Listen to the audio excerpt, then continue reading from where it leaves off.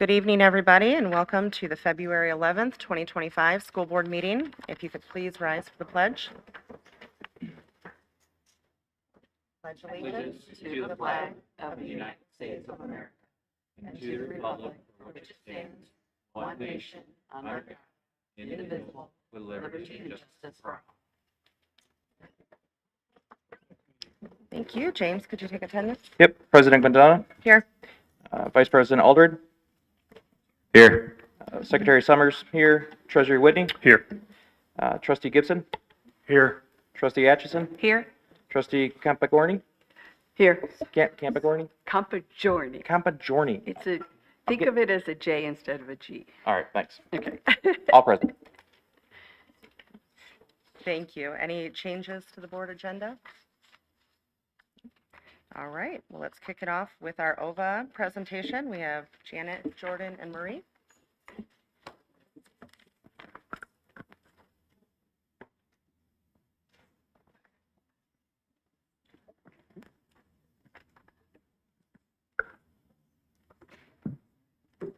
So good evening, Board of Ed. We're so glad to present to you a new board and lots of things for OVA to share. So we're glad to be able to present OVA tonight and explain some of our wonderful programming and all of the great things happening at our school. So here's our overview. We want to begin with who we serve.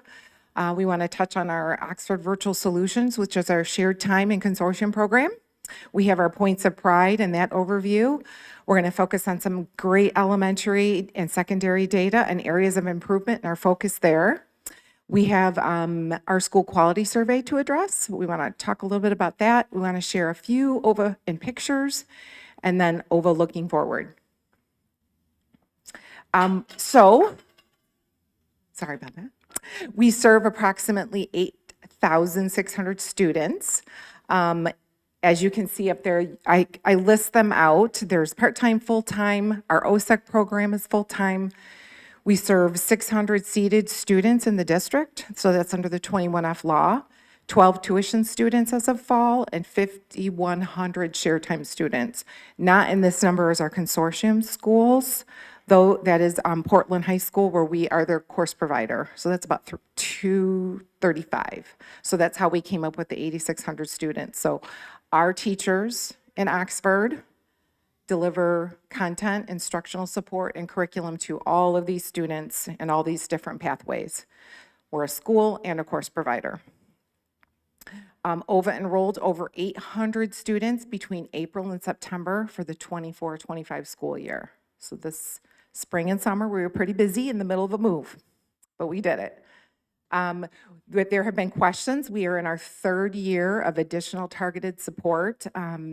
That is a designation that came up for three reasons. One kind of tipped us over, but I just really want to just read so I get it accurate.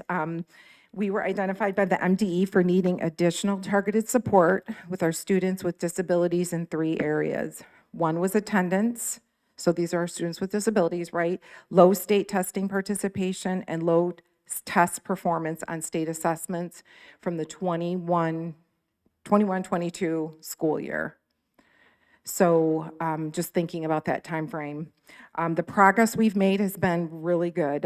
Successfully improved attendance documentation systems, and that was our Achilles heel, is that we learned how to capture when our special education teachers were working with their students, because that counted for attendance, and we hadn't documented that, even though we did it.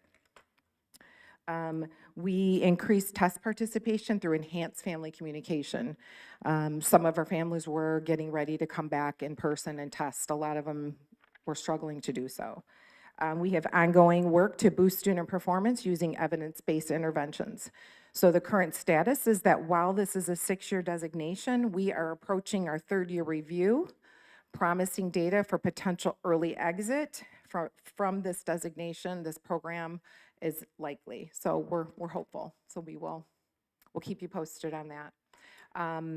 So on the flip side, OVA is named as the top 5 online public high school in the state, according to Niche. OVA is named a top 20% middle schools in the state, according to U.S. News and World Report. So exciting news. I'd like to touch and lift up Oxford Virtual Solutions. This is our shared time program. We have a team that are just so dedicated. You can see them at their booth there. Our leaders are, a couple of them are here tonight. Dawn and Lisa, they really have developed this program over the years. Christy used to be the director and now is our communication director, but handed off quite a program. We have 32 non-public partner schools, approximately, like I said, 5,100 students, 998 FTE in 2024, approximately 8,700 course enrollments. Our consortium, which also falls under Oxford Virtual Solutions, we service Portland High School. Portland reached out. Will Heath, the superintendent over there, is in our co-op, friendly with him. He really liked our product and our reputation. He said, hey, we're moving from like a 6 schedule day to 4 blocks and a skinny. Would Oxford be interested in delivering the elective class to all of their high school? So that's kind of how that started. So we have over 235 course consortium enrollments this year with Portland. Like I said, they're the course provider, we are, and they're all taught by Oxford teachers. So what we are able to provide is, you know, the curriculum and the teaching and the instruction all developed by teachers who have been through Oxford's professional development, and they're master online teachers. We often get questions about finance. Oxford Shared Time Services is their operating model. We staff the non-core courses for private and parochial schools. We can include the kids in our state aid FTE, and an incentive is the excess revenue generated over program costs. OVA's operating model is similar to shared time model, except for that we can offer both core and non-core electives. That's the difference. So points of pride, we are continuing to experience growth and increasing community engagement. We're super proud of our school improvement and the collaboration with OEIC campus. So my other schools that fall under my leadership, Bridges and Crossroads, we're starting to come together as the alternative wing and innovative wing of the district and align practices and professional development, data mining, things like that, and working together. Often you're in a silo as principals and the alternative schools, so now we're beginning to share more, and that collaboration is really enhancing our work, and we believe in the long run will enhance student achievement. We're super excited, as I've said a few times, about our new facility, and I believe that through that and our staff wellness program, we're seeing some gains there. So I am going to introduce Dr. Dennis. He's our elementary assistant principal, and he's going to take over the elementary portion, and then Ms. Murphy will take over the secondary. Thank you, Janet. Friends and colleagues, members of the board. So I am going to briefly talk about the elementary program at Oxford Virtual Academy. At fall count, we had roughly 700 full-time elementary students, which makes us the largest elementary school in the district.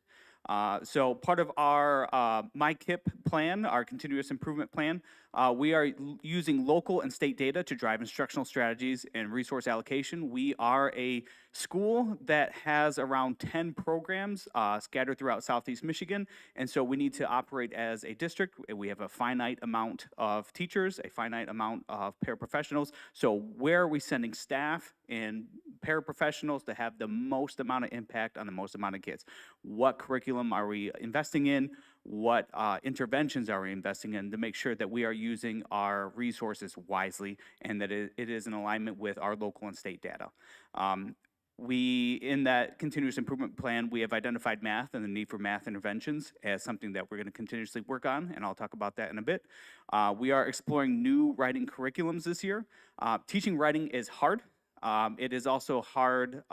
So looking at some of our current writing curricular offerings, how easy is it for a parent to take that writing curriculum and help facilitate that learning to their child at home? How easy is it for a student to do that fully online in a blended format? So we're taking a good look at writing curricular offerings just to make sure that we are doing our due diligence on that front. We are empowering teachers through PLCs this year. We've done some grade level groupings in the past. This year we're taking teacher interests and passions and areas of focus, and we are grouping teachers up that way, and it's been a pleasure to sit in and watch that happen. Phonics and reading comprehension professional development, we were able to receive some funding through a 35J grant, which allowed us to implement Secret Stories professional development and Notice and Note. I'll talk a little bit about phonics instruction and reading comprehension and how that affects our different grade levels in the next slide as well. And then our SEL, our whole child continuous improvement plan, how are we facilitating online students to interact with each other, form connections, form a community. Something that we always worry about and that we always think about is social isolation. We want to make sure that children in our program are not feeling isolated from peers. Academics and that side of education is great. It is one component of a school education. So how are we facilitating connection, friendship? How is your child given the opportunity to be a leader, a communicator, a team player? And we'll talk about that in the local community vendors. So Oxford Virtual Academy is an alternative school. It is a school of choice, and it is a school that you have to pick. I believe, no, there we go. We serve a 60% at-risk population. So whether that be homelessness, special education, ELL, past failures, low socioeconomic status, free reduced lunch, those are the different qualifiers. And we have over 60% of our students fall into one of those buckets. Compared to 15% of our students are identified as an individual reading improvement plan, an IRIP. So for the population that we serve, we do a good job making sure that we are identifying those students, giving them the resources that they need, and providing intervention to ensure that they are performing adequately compared to peers who are not identified as at risk. From the 2023-2024 end of year IRIPS, we have a fantastic data specialist, and we had him pull data throughout the years. Students who stay within our program as the years progress, they are less likely to have an individual reading improvement plan. Students who begin the year with us, even if they only stay with us for a year, students who begin the year with us compared to students who end the year with us are also likely to have an individual reading improvement plan. So we take in a lot of new students, as Mrs. Shell said, and so what are we doing within our school year and within our programs to address those needs? We track student data by geographic location to make sure that we're also using that information when we think about the needs of students. We have programs that are adjacent to Flint. We have programs that are in Detroit. The needs of those students are going to be very different than the needs of the students that are located in Rochester or Farmington Hills. Is this cutting out? A little. Okay. This second year implementing Delta Math and Moby Max is a system-wide elementary math intervention program. I'll talk a little bit more about that. And then also understand, you know, I would love to keep going, but it's very disorienting.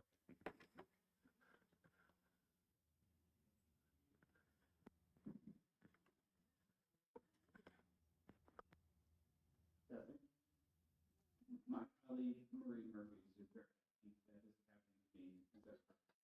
to me. I can tell by the look on her face. So we understand that as an alternative, we have students who come to us and they make it very clear when they arrive that, hey, this is a one-year thing. My child has experienced some sort of social situation in the past setting. My child has a medical condition. We're getting life sorted out. We have a lot of families who come to us and let us know that we are a transitional setting. We are a transitional solution for the family, for the child. And so we have put a lot of effort and a lot of thought into that this year, and how we approach students who are using us as a transitional education setting. So meeting with families, understanding the background, understanding the context, what was the situation that drove you to come to us?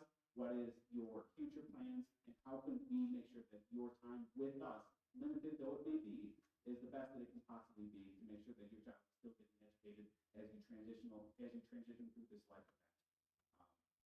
Locally, we take in quite a few students from the district, from local communities. Again, hoping to see some sort of temporary solution for whatever situation that they may find themselves in.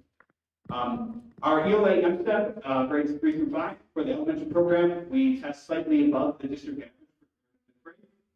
Our 4th grade cohort last year, they tested lower than the district average, on par with other online schools with a similar demographic. But however, that state data does not correlate with our local data. We were made apparent that we did have some groups of 4th graders last year who finished their ELA on step test in 12 minutes, which is unfortunately probably not indicative of their skill level. We do take the MSTEP very seriously, so it is something that we're hoping to address more this year and as we talk to students about taking state assessments and what the implications are for them and for our school. But we will get those results in, and hopefully we'll see if we can rectify that cohort. But 3rd and 5th grade last year, again, did very well.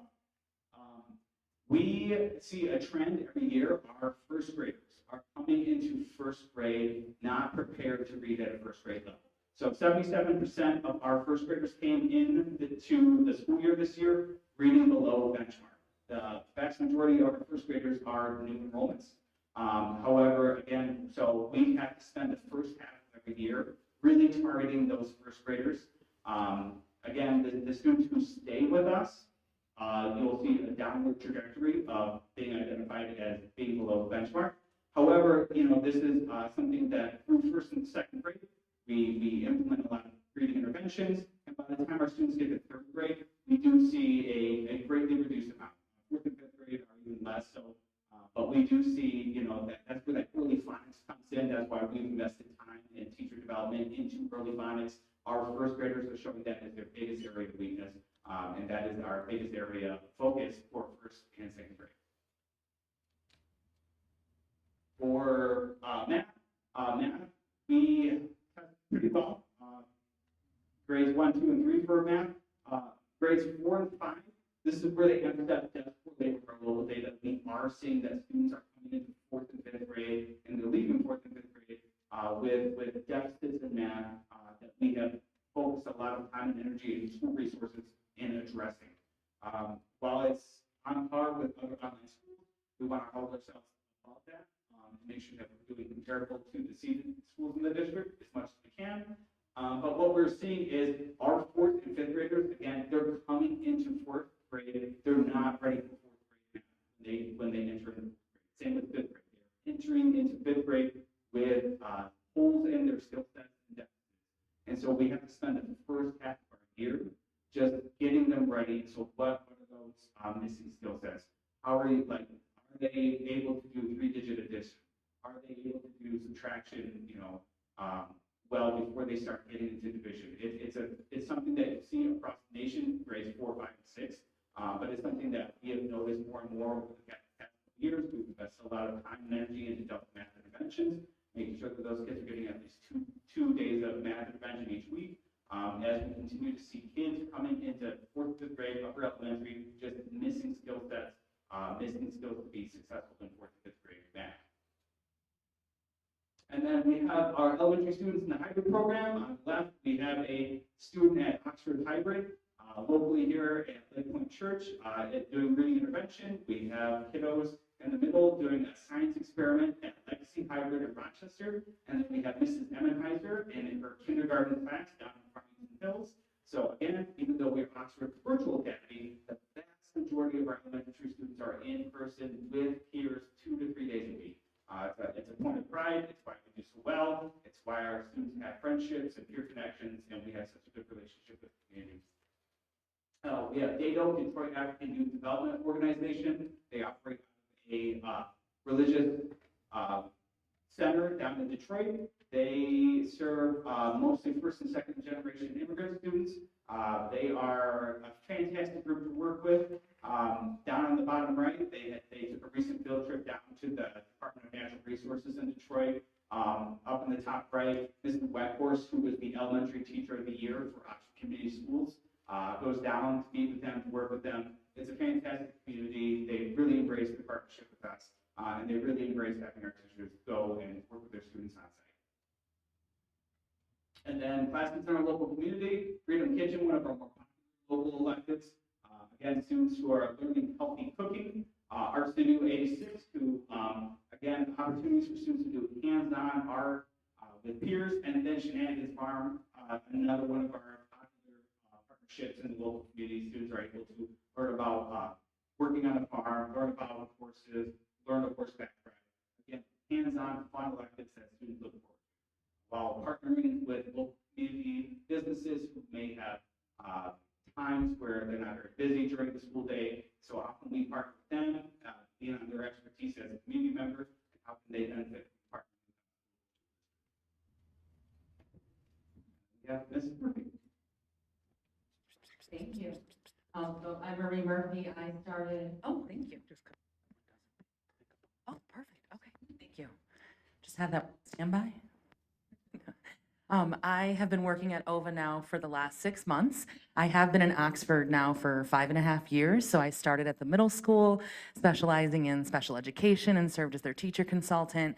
And being at OVA these last 6 months has been amazing. I honestly didn't realize this hidden gem within our district and how much we offer our students, this continuum of services and opportunities that we offer families. Oh, I think I may need that other microphone. So really looking at that continuum that we offer our families and our students, who maybe that traditional school setting is not the best setting. So it's finding those different options. Thank you. Thank you. So looking at the last 6 months, some of the things that I really wanted to focus on coming in, we are looking at our screening system, it's called an early warning system for our students. So looking at what are the academic and non-academic factors that we take into account when looking at our students and the interventions that they need. Our professional development is really housed around improving our courses and our content and that engagement within our online classes. So meaningful feedback is one of the biggest pieces that we're working on in our professional development time with teachers on Friday mornings, really talking about what meaningful feedback looks like. That's the connections that we're building with our students.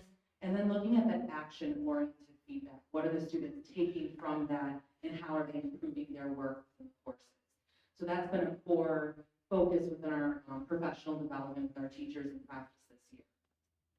The second layer of our professional development has been universal design for learning. So this will near and dear to my heart because it really does create courses that will be accessible for all students.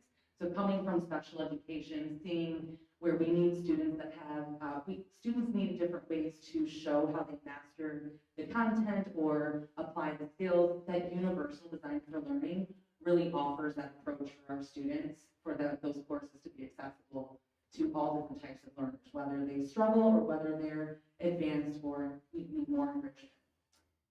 Engagement strategies, this kind of falls in 2 realms.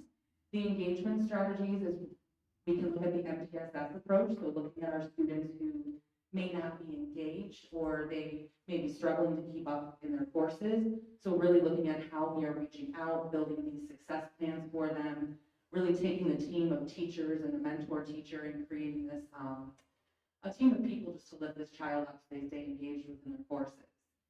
The other side of it is looking at our courses themselves and looking at what we're doing within the curriculum and increasing those engagement strategies within the curriculum. Improving intervention processes is a big project. I'm going to talk about that with the early warning system. I'll talk about that on a later slide in a little bit more depth.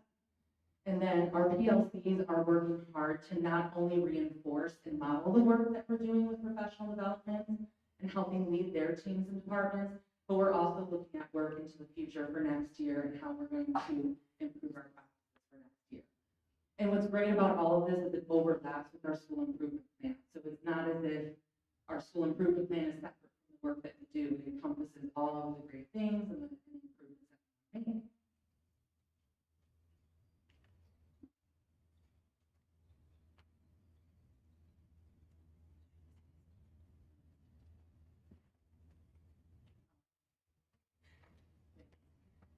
So looking at the data, over the next few slides, you're going to see our middle school data and our high school data.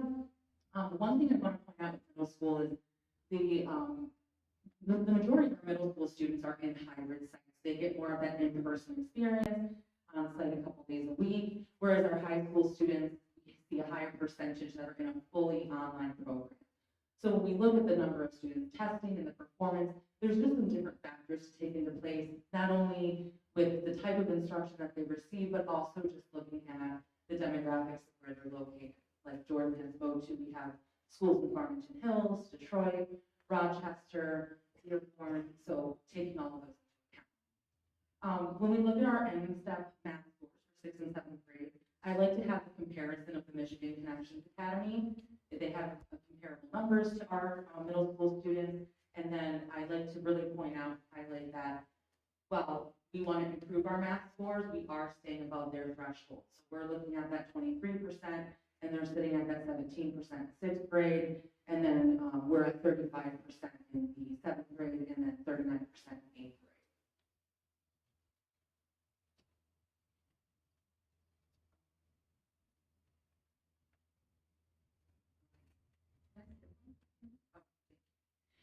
Language arts, I really want to point out the pride in language arts, especially when we get into our high school courses.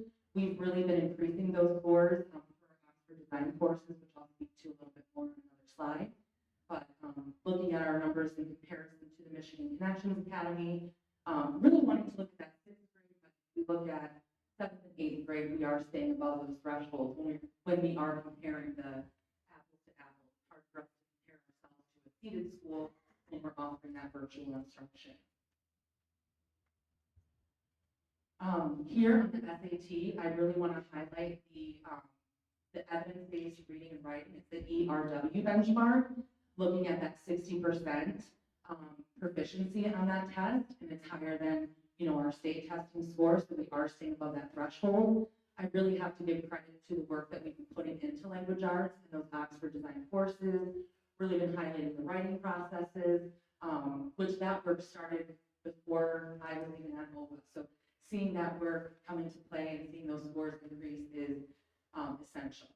Of course, our math scores are something that it's not just an OVA concern, but we're looking at a statewide, nationwide concern with math. So through our math courses and our math and instructional leadership team that we're building within Oxford, that work is going to continue to be at the forefront and improving those scores. PSAT, just want to highlight the percentage of the evidence-based reading and writing again, consistently staying above that threshold with the state.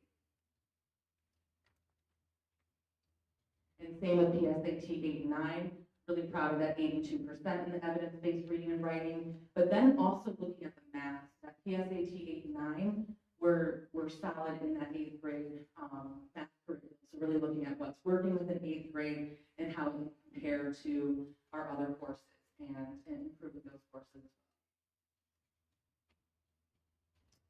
So the Oxford Design courses, this is where we are trying to create these courses that increase the rigor within our online instruction. So it's going beyond just multiple choice assessments, things that are easier to Google and increasing the academic integrity.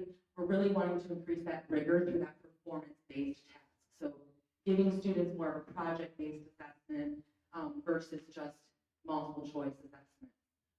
It gives students an increase of choice and agency in their work. They're more proud of their work when it's something they're creating with the skills that they have versus just clicking A, B, C, or D. We know life is not a multiple choice test. So really increasing that rigor for our students. And also it aligns with our seated schools a little bit more.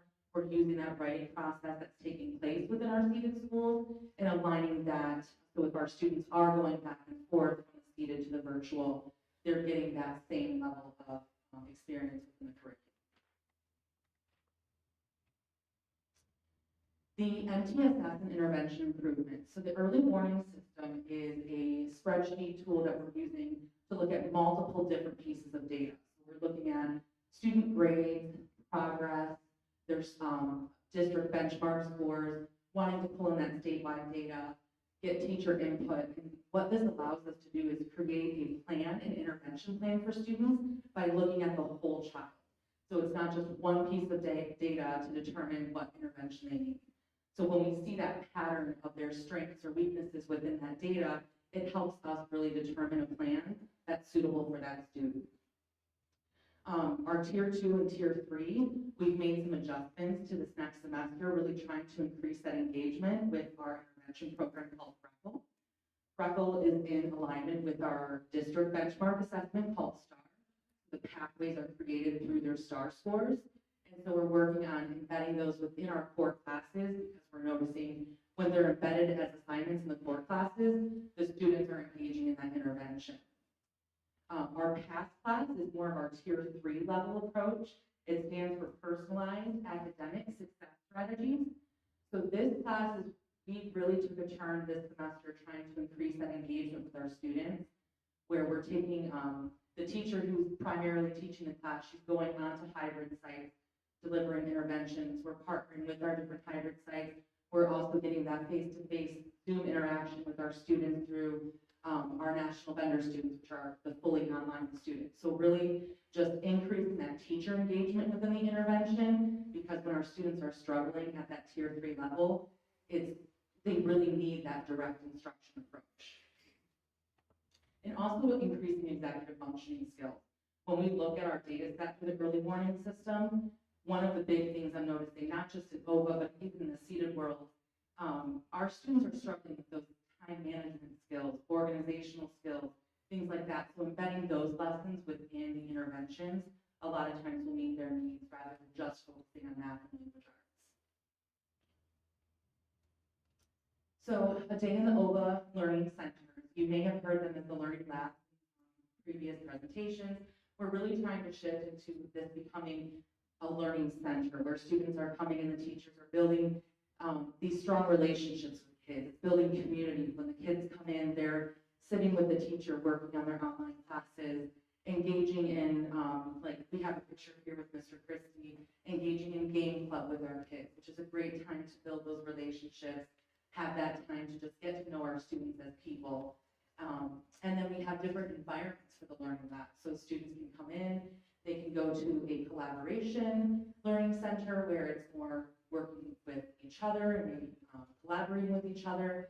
And then we've got our quiet co for students who need an environment that's more adaptable to just studying on their own or needing that quiet time to work on their coursework. We're also increasing the community events at OEIC through different, we have a Valentine's Day event this Thursday, fingers crossed, if we have school, but we've done Christmas, like little holiday events around Christmas, and we have a little fall festival, so really increasing that community within the building and having those events as well. I really want to highlight Dragonfly as one of our local hybrid sites, actually right in the same parking lot as the central office. Here on the left, you'll see students engaging in a science experiment. The first time I've been out to Dragonfly to visit, the passion and energy and the directors, just their energy around having that hands-on learning and making the learning engaging for the kids, they were very proud of. And so we see that in action with our kids over at the Dragonfly hybrid site, and it's really beautiful to watch and see the kids interact. This is another hybrid site in Farmington Hills. They have a great musical theater program. They offer various electives for kids around musical theater, dance, singing, the production behind the scenes of building the props. And so the kids really get to experience a whole multitude of that musical theater program and what it is to put on a great show. So this is from last year. I didn't get to see it, so hopefully this year I'll go out and see their show this year, but this is Beauty and the Beast. All right. And then this brings us to our school quality results.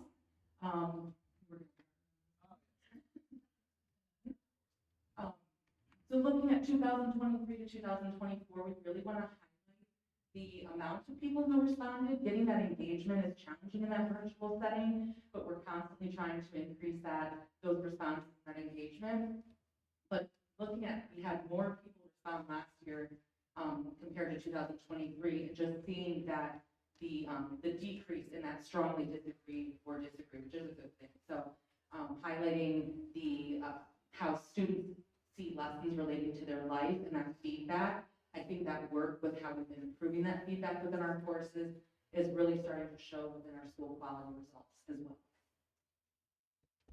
Yeah, just speaking about the encouraging families to volunteer. So like when you're Oxford Virtual Academy parent, you are a learning coach. You're working alongside the teacher. You're working alongside the instructor.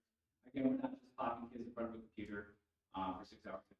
So again, encouraging families. I know a lot of our hybrid sites are very parent-driven, parent-volunteer-driven. We invite a lot of parents in. We're having a lot of meetings this year. So doing what we can to encourage parent participation, because if you have an online student and you are not a parent who's participating in the educational environment, that is a concern. We've had a good trajectory with that, and then again, how do lessons relate to a student's life outside school? Encouraging students to get out into the community, go out to a farm, go out to a business, learn from a career individual. How can we make it so that lessons are, number one, getting you out of your house, getting you into a professional environment, and then hopefully allowing that student, when, establishing those relationships with those professional environments, those professionals, setting them up for a better resume and hopefully better job prospects once they leave our program.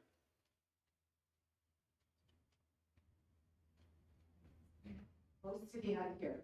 So our Expert Education and Innovation Campus collaboration I talked about earlier, this is again just such a cool thing that's happened, a byproduct of being together in one building. So we will continue to focus on school improvement, professional development, our screening and intervention. Even today, we did this work right here, data analysis protocols that we practice. We took a set of data, one program, Legacy in Rochester, looked at that group of students. Essentially, we have 10 different schools, different curriculum, different programs, different flavors, different culture, all of that. So our data analysis looks different than a traditional seated school. So we are modeling how to do it at OVA so that we can spread it to our other campuses that are culture. And it's a lot of work to dig into data. I'm sure you with your doctoral, it is a science. You got to look at the data, wrestle with it, see what are your outliers, what are the trends, what does it mean, who are you looking at, what's the anecdotal, all that, quantitative, qualitative. So I've really been pushing the staff hard to Jordan. I have actually, Dr. Dennis, that's his growth goal. We are working together to be the lead learners and how to do this hard work. It's important. Lastly, one of the final things is staff and student wellness. I won't read this whole slide, but we really have tried. We introduced a pilot survey this year. It's called APACA, and we had a really great turnout. The survey is very different because it gives them a lot of choices. It's not just 1, 2, 3, 4, 5. So it gave us a lot of actionable data. And so we saw common themes. They felt effective, valued, informed, aware, and committed. Those really meant a lot to me as a school leader.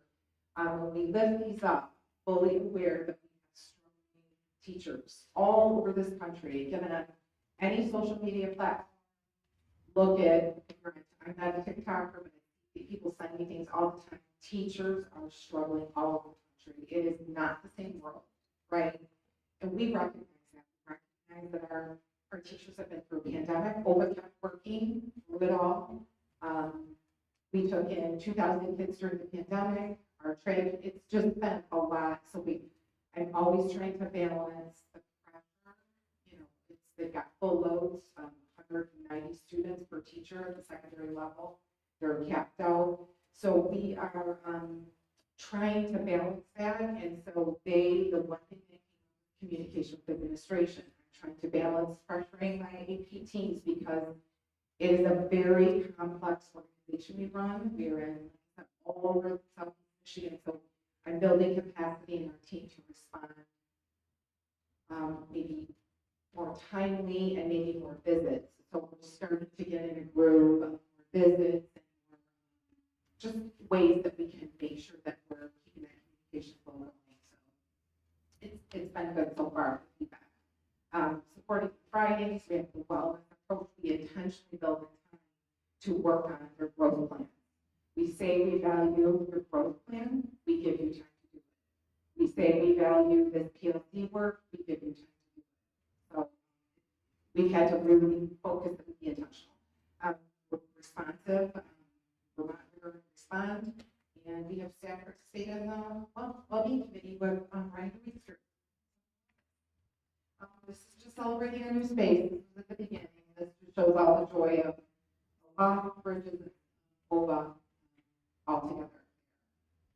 Thank you, and we really appreciate your support as always. Thank you. Do we have any questions, comments?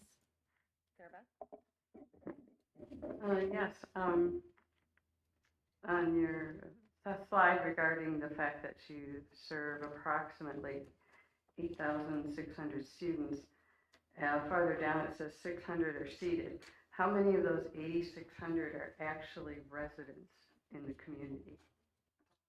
I put that in the document. The I- Q&A doc. I don't have it in front of me, I'm sorry. 160.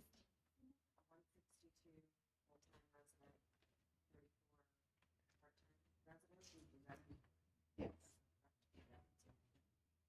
Sorry, Beth, did you see that? She responded, she rushed. Okay, all right. The other thing is, I'm sorry, I couldn't remember. I knew it was 160. that's okay, I didn't get a chance to look at the Q&A list afterwards. The other thing is, I talked to a fifth grader at Clear Lake, and she told me that there's 26 kids in her class, and there's no one helping that teacher. And I feel like the resources for these non-district students could be better used on our district in hiring or having parents come in and help in the seated classes first. And like the whole thing about Renaissance, how many of those OVA students were Oxford residents that were participating when we have our own theater here? It doesn't, to me, it doesn't help the community that if these programs can be done through those school districts that they live in, why are we spending all this money? Is my question. I did answer today, gave some feedback on that. Our school provides, we are able to provide all these options for students all over. We have a great program. It doesn't generate excess revenue. But And why, it goes back to the general. but why do we need the excess revenue? Because last I looked, we were kind of in debt. And so then it sounds like this is more of a money-making thing instead of really helping our community. But our program is helping. We're providing excess revenue that goes into the general fund. And John Fitzgerald here can speak a little bit more, but the work that we've continued to do since 2011 has provided, we provided many benefits to the district, seated students. So not to bring up the presentation I did at the last meeting, the alignment, what the slide spoke to purpose of the open program, the virtual program is a good example of how at the district we're helping students beyond our own borders. But at the same time, we're doing it in a way that they're getting a great education, it's generating some excess revenue that goes back into the seated programming in this district. So when it comes to paying for the programs associated with the virtual programs, they're all paid for by the revenue generated. So if we, for example, if we turn all those programs off, we would have a big hole in the general fund budget for our in-district program. So it's a win-win across the board in terms of the presentation. Does that make sense? Yes, it does, but I still don't see how all of these families that participate that are non-district students, they don't contribute as far as supporting our churches, supporting our Fish and Love Inc. They don't participate in our sports programs, so they don't support that. They don't support our merchants. So I don't see how this.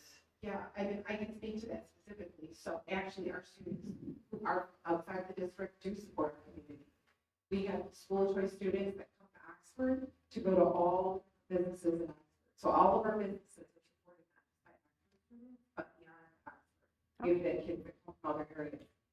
We've had a hybrid program during the tragedy, donating a couple $1,000 to our families, to Oxford Community Schools. Many, I can name all kinds of ways that our community has come and given back and come out here to Oxford. When we were in the plaza told me, oh my gosh, like we're not buying pizza. We do have people that support our community, and our families do come out and participate in sports, even if they don't live in the district, they can. So, Okay. just some examples. Okay, thank you.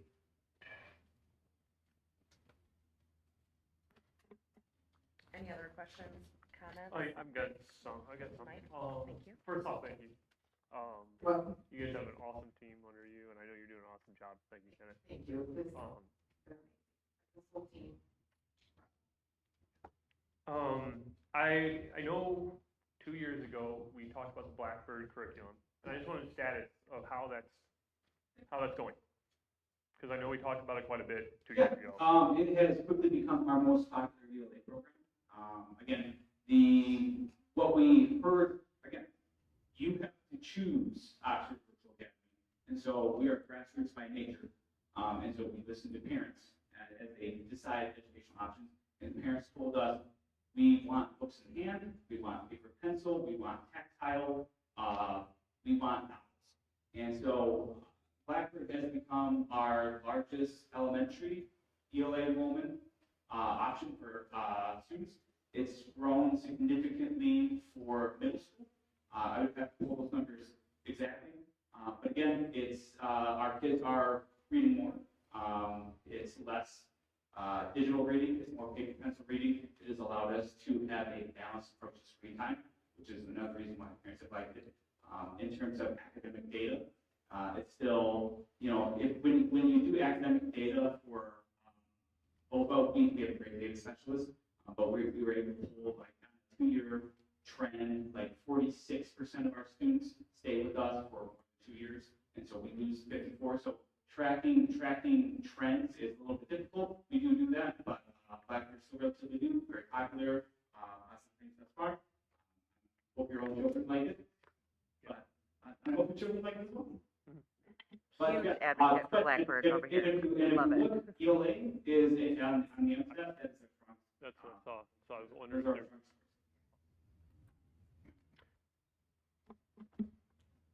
Anybody else? I just want to thank you for everything that you do. Fantastic presentation. I personally have extended family members that have benefited from the OVA program. They do not live in the area. It was definitely a transitional opportunity for them.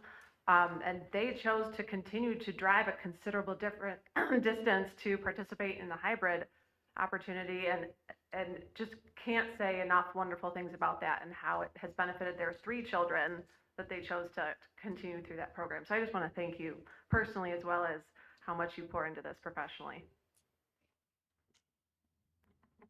I would just like to echo that Blackbird is fantastic. It is my favorite curriculum so far. My kids are doing very well in it and appreciate all the support to them. I want to thank you for your format of your presentation, the level of detail, the data, but not only the data, your strategies and explanations relating to that were incredibly helpful, and I appreciate all the time that you put into that. So thank you, unless anybody else. Good. Thank you again. Have a good night. You too.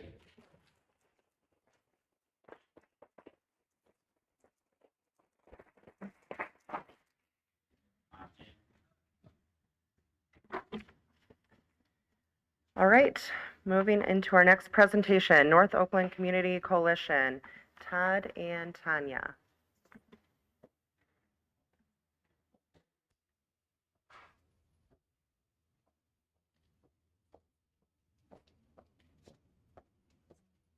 Good evening. That was a wonderful presentation by Ova. I just want to take this opportunity. We are so fortunate over the last couple of years. We've really been able to grow several of our community-based partnerships to support various aspects of our district, from prevention to recovery to case management. I have given past presentations where we can outline all of the different partnerships. And tonight I get the privilege to share with you our Executive Director, Tanya Hamilton from North Oakland Community Coalition. And we are continuing to grow our relationship and partnership with North Oakland. Many people refer to them as NOCC. And I want to take the opportunity tonight to have Tanya just kind of walk through not only some of the programs we've been providing in our high school the last 2 years, but some of the exciting opportunities that we have for our middle schoolers and even our fifth graders that are transitioning into middle school. So with that, turn it over to Tanya.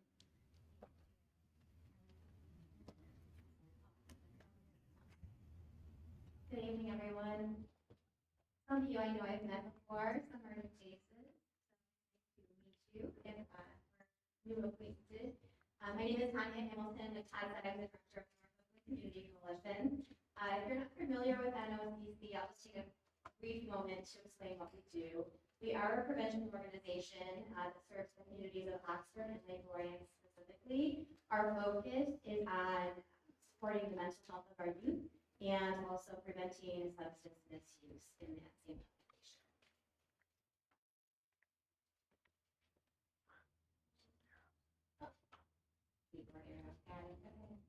All right, so the NOCC does use what's called the Strategic Prevention Framework.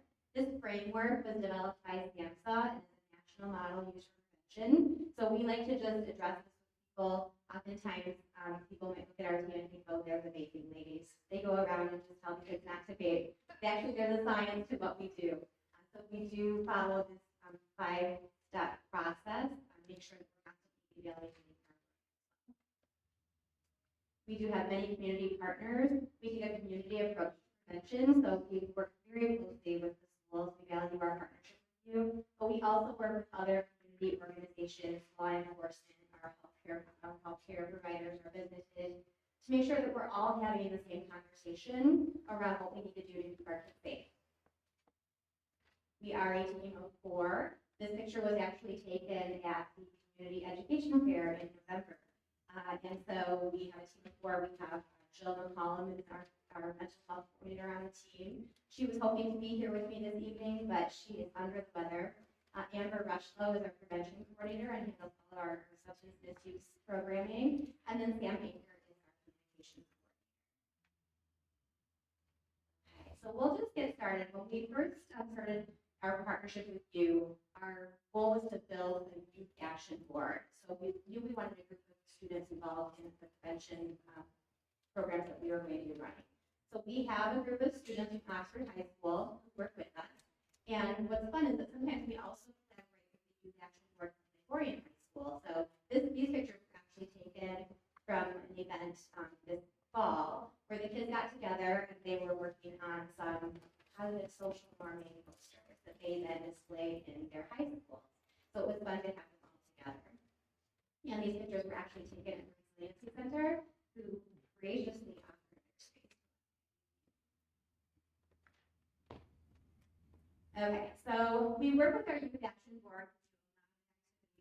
Well, a lot of the kids might know us from our lunch activities that we bring in. It's a really good time to engage with students on different campaigns and programs that we run.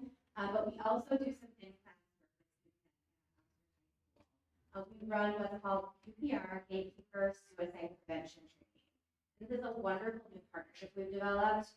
The last spring of 2024, we started running these trainings in all of the health classes. This is a 90-minute training, so it takes us 2 class sessions with each of the health teachers. We go in and we talk directly with students about suicide prevention. between last spring and then this fall, we served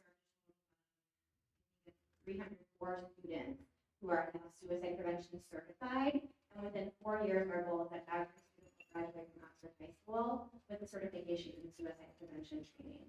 What's really great about this is that we're also in the process of these trainings identifying students who really want to become a part of Youth Action Board and become peer leaders and support their fellow students. So we're looking for students with the leadership qualities, the visibility, and the connection to their peers who can really be a force in the building. Okay, and then here's the data from our last survey. So from this last fall survey, we had 154 students who participated in the training, and we collect some data from them. We run a survey after the training is complete. So we asked them, compared to your level of knowledge before UPR suicide prevention training, do you now feel more prepared to recognize signs and symptoms of crisis? And we found that 96.2% of the students said that they were, which is very important because we always ask, tell them if you see something, say something. But they need to be able to identify what they're seeing in order to really know that it's time to speak up. We also asked them, do you feel more likely to ask someone who's showing signs of crisis if they're 85% of the students told us yes. This is a big part of UPR training, is really just empowering the kids to know why it's important to speak up. This age group in particular has different barriers, reasons why they may not speak up. So we run through scenarios with them and explain to them, we kind of talk about the myths that are common in suicide thoughts. And that kind of tells it shows them that they really need to be the ones to speak up. Let me give an example for you. So one of the myths is that if you talk to someone about suicide, it may make them consider it. So you might put the thought in your head. So we teach them that that's actually a myth, that is not the case. And that if you talk to someone about suicide, it actually kind of gives them a sense of relief because you're instantly showing them that you care and it can open the door to communication. So we go through a lot of different scenarios with them that makes them more comfortable bringing up the topic. And then, in addition to QPR trainings, we also work on substance prevention activities. So some of you may have heard of No Hate November. The November campaign to prevent vaping, but we actually work on that all year long. And we bring in education for students throughout the year. And then Why Wildcats Don't Drink is our underage drinking prevention campaign that we run. We have a couple of pictures here of our Youth Action Board members are working with students in the cafeteria. On your left, that's a No Vape November table where we had a trivia game where students came up and there were buzzers and the buzzers got broken and it just got really rowdy. They were very competitive, but the kids had fun and they could win prizes.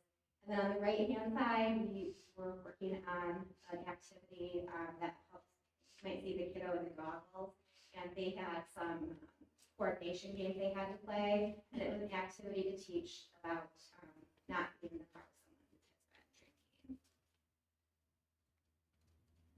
And then we're doing something new this year that we're really excited about. Our LCC staff has 1 hour vape presentation that we take to 5th graders, 6th grade classrooms, 7th grade classrooms. This year, we're rolling that out in our 5th grade classrooms. So this spring, our staff will go in as a group, will go to individual classrooms and give a vape presentation to every 5th grader in the district. Those presentations are going to discuss what a vape is, what they look like, what's inside of them, what are the chemicals that make up the vape liquids. We're going to talk about how they can affect their physical health, their mental health, behavioral health, and their goals. We're going to talk about vape products and how they're advertised, because we want them to be what we call savvy consumers. We want them to know, be able to identify different strategies that companies use to entice them, because of course it's all about the money, right? We want them to understand and not fall into those traps. And then we talk about refusal skills, like helping them identify their personal goals, and we discuss the power of those social norms that we were working on with our high school students as well, and how they really have the power to change the culture and the attitudes and the behaviors around creating a vape-free school culture. And then this is fun. So Level Up Camp. NOCC has been running this camp for years, actually down in Lake Orion, and we're bringing it to Oxford this year, which we're really excited about. So it is for rising sixth graders, school prep camp. Some of the pictures you're going to see are Lake Orion kids. But next year when I do this, it's going to be full of a bunch of your students with things like that. So we follow a curriculum. We use what's called Classroom Life Skills Training. It's an evidence-based curriculum. And throughout the week-long camp, we actually cover 8 different characteristics. We talk about self-esteem, we talk about decision-making, we talk about vaping, we talk about advertising strategies that they need to be look out for, we talk about dealing with stress, communication skills, which is actually a lot of listening and becoming good listeners. We talk about social skills and conflict resolution, and then we talk about assertiveness, which we love. I love this because we talked about powerful I statements and how they can advocate for themselves. And we do this while building in a ton of games and crafts and activities. They're able to build friendships with students that they'll be in school with the following year that are coming from all different elementary schools in the district. They become familiar with your building because we hold the camp right in there in middle school. They practice opening lockers and doing a lot of the things that they might spend the summer having a lot of like jitters about. We squelch those in the summer. They open that locker and they're able to just knock some things off of their to-do list. You know, they mastered the locker. They mastered knowing how to find the band. So they can relax.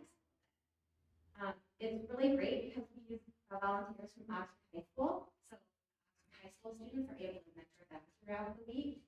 And then when it's possible, we also ask staff from middle school to come in so that they can get to know their principal, or the SRO. SRO is a very different role. Interesting students. So it's a great time to let them come in and learn about what they do at the middle school level. And it's just a really great start to the middle school years. We get great parent feedback, and I'm excited to hear the feedback. And here are just a few pictures, like kids down at 24 on the place. Next year it'll be your own students. So we do a lot of fun activities. The lockers I talked about.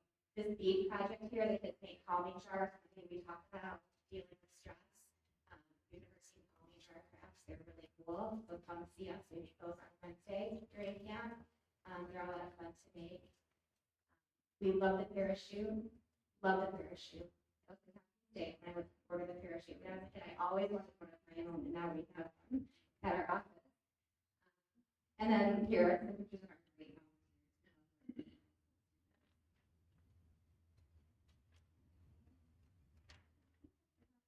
Any questions? Excellent. Any comments, questions?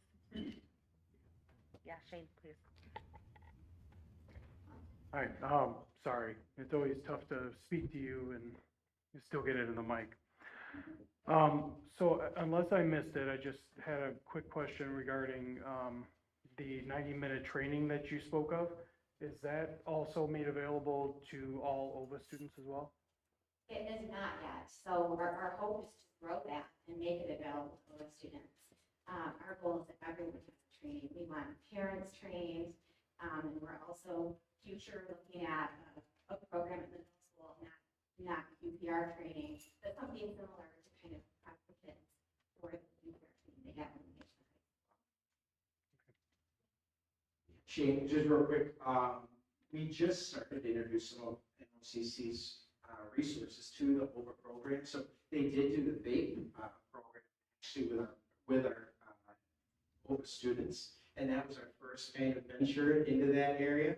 And because of the structure of our OVA program, introducing some of these opportunities, it takes a little bit more time because we've got different processes in order to make sure parents are on board and things of that nature with that OVA program.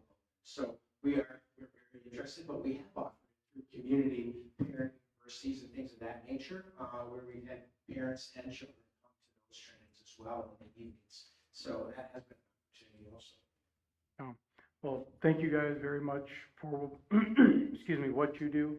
I work in addiction recovery in my professional life. So I can't tell you how important I think it is to get started at such a young age to help prevent these issues from manifesting later in their life. So thank you.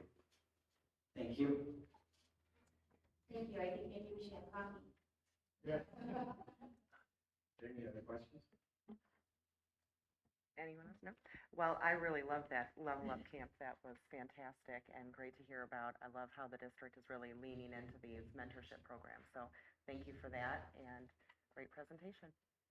I will say that the Level Up Camp is limited to 100 registrants, and Tanya said we've got 25 right now. I don't think we reached it out yet as a district. So yeah, it is filling up quickly. So yeah, it's a great opportunity. Okay. Thank you. Well, if you're interested, get on that. Thank you. Okay, scheduled public comment. We had 2. Is that still correct? All right. Danielle Krozek.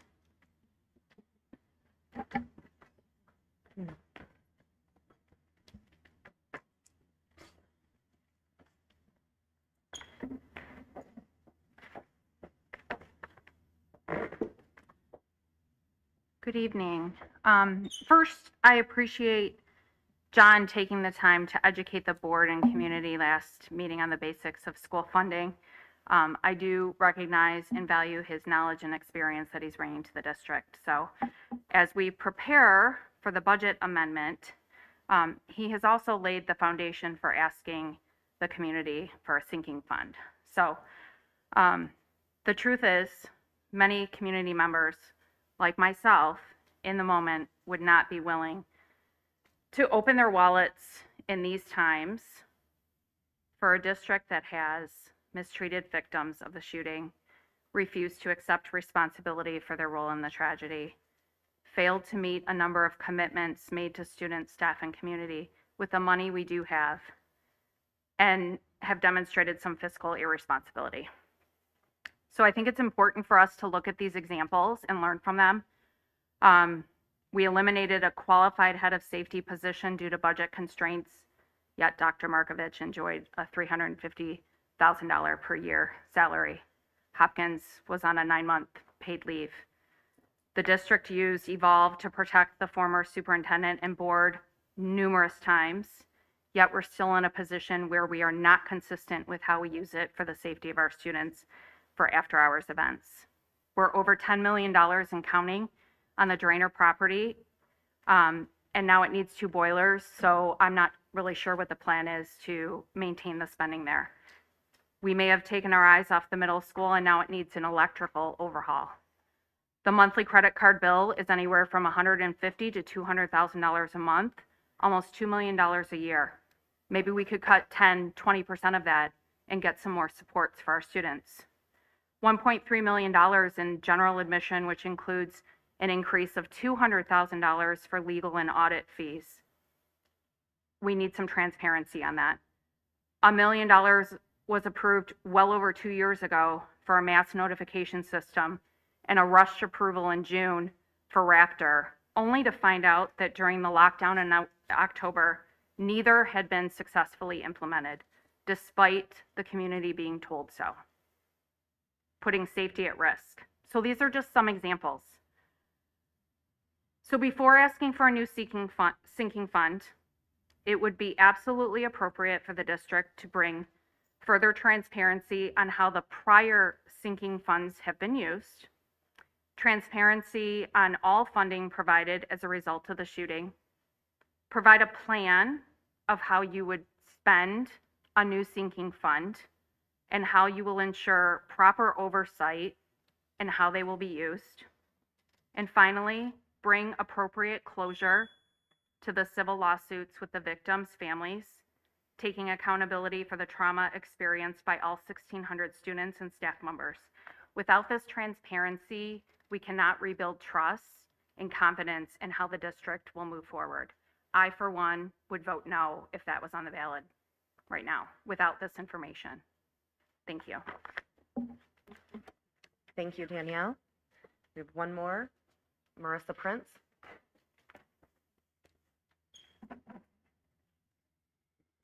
Hello, I sent you all an email because I saw on closed session that you'll be talking about the EOP. So since losing Hannah, I've tried to learn as much as I can about school safety and emergency operating plans and kind of how this all works in an effort to understand kind of what happened. And what I've learned kind of boils down to the fact that the EOP is like a living, breathing document. So it's more than words on paper. So when you guys go into closed session, and you're going to have EOPs for every building this time for the first time. So that's the commitment that was made, at least. And those EOPs were written by building level teams, I assume, collaborative, cross-functional teams that came together and did vulnerability assessments as a team, and then put together an EOP as a team, and they update those EOPs and they train their staff on those EOPs, and everybody understands what's in them, and everybody's on the same page, working towards the same goals to protect against risk and threats to that particular building, which is unique from other buildings. And so in addition to what I emailed you, I printed some stuff out that I'll give to Justin for you to take into closed session. The first is just a copy of the law that explains why you're looking at this every 2 years. It's legally required. Okay, that's why you're doing it.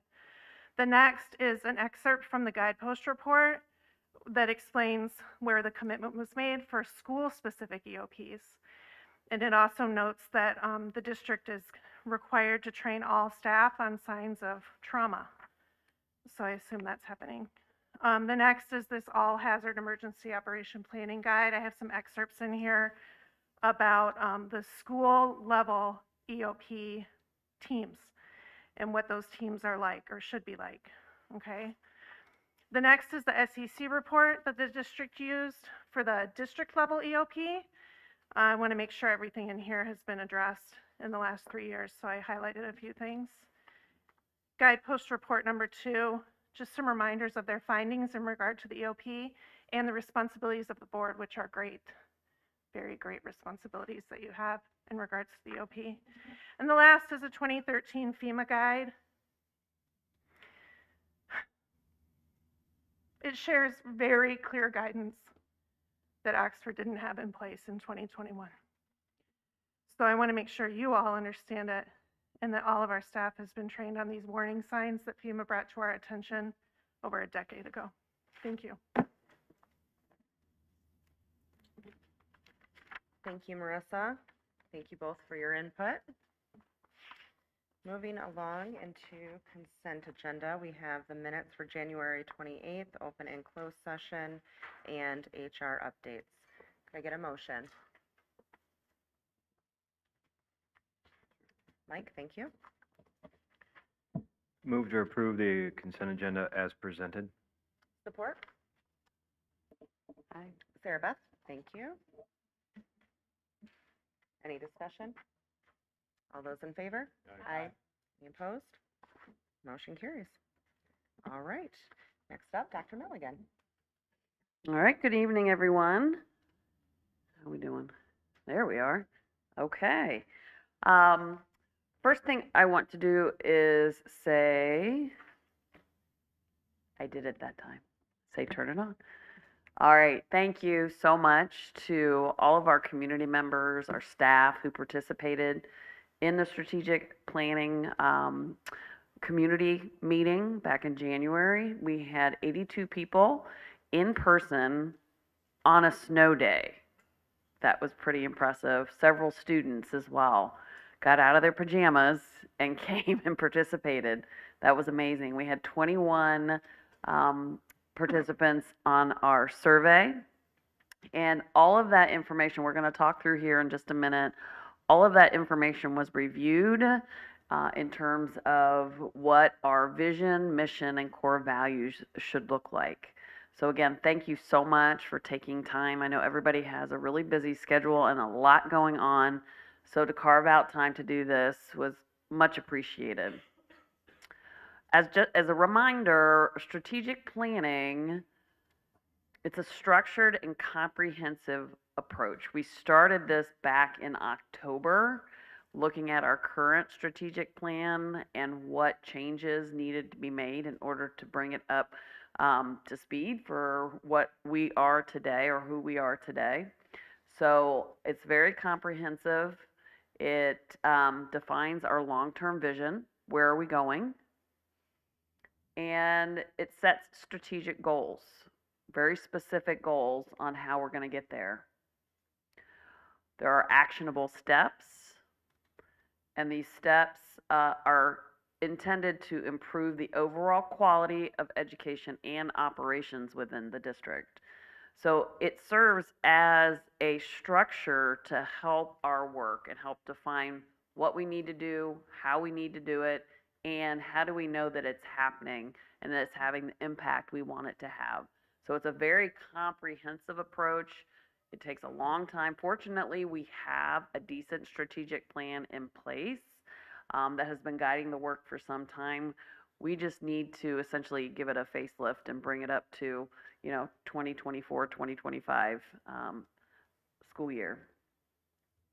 We started in phase one. Phase one was a lot of the behind the scenes work that we did in looking at our current strategic plan. And one of the things that was very evident is that it didn't fit who we were today. And so that was the beginning of the preparation.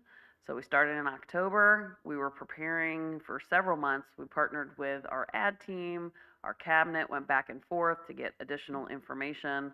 And we presented that at the community community forum in January. So that was our vision, mission, and core values to get information to modify those. And now we're going into phase two. Phase two, we're looking at finalizing our vision, mission, and core values. We're looking at developing our goals. We just had a wonderful ad team meeting where we had lots of conversation and dialogue around goals, what goals need to look like, what's important once we're looking at our vision, mission, and core values. So thank you to our ad team for participating in that. We will lead into our phase three, or phase three will be our community meeting. We'll have another one on April 9th. Bring a friend. That was the homework assignment for everybody who was there. And just keep our fingers crossed that the weather is good. So that'll happen April 9th, and we'll present the goals, action steps, as much work as we're able to get done before then to get as much information from the community as possible. Our goal timeline is to have the strategic plan completed by June and presented to the board in June for approval. So lots and lots of feedback. This is from the in-person meeting that we had. We do have quite a bit of data from our online surveys. This was what was typed up from those meetings. Again, the vision is what future do we envision for our students, right? So that's the end goal. So I'm going to have our team come up and talk to us how they took the feedback into consideration when coming up with our vision draft based on the fabulous feedback that we got.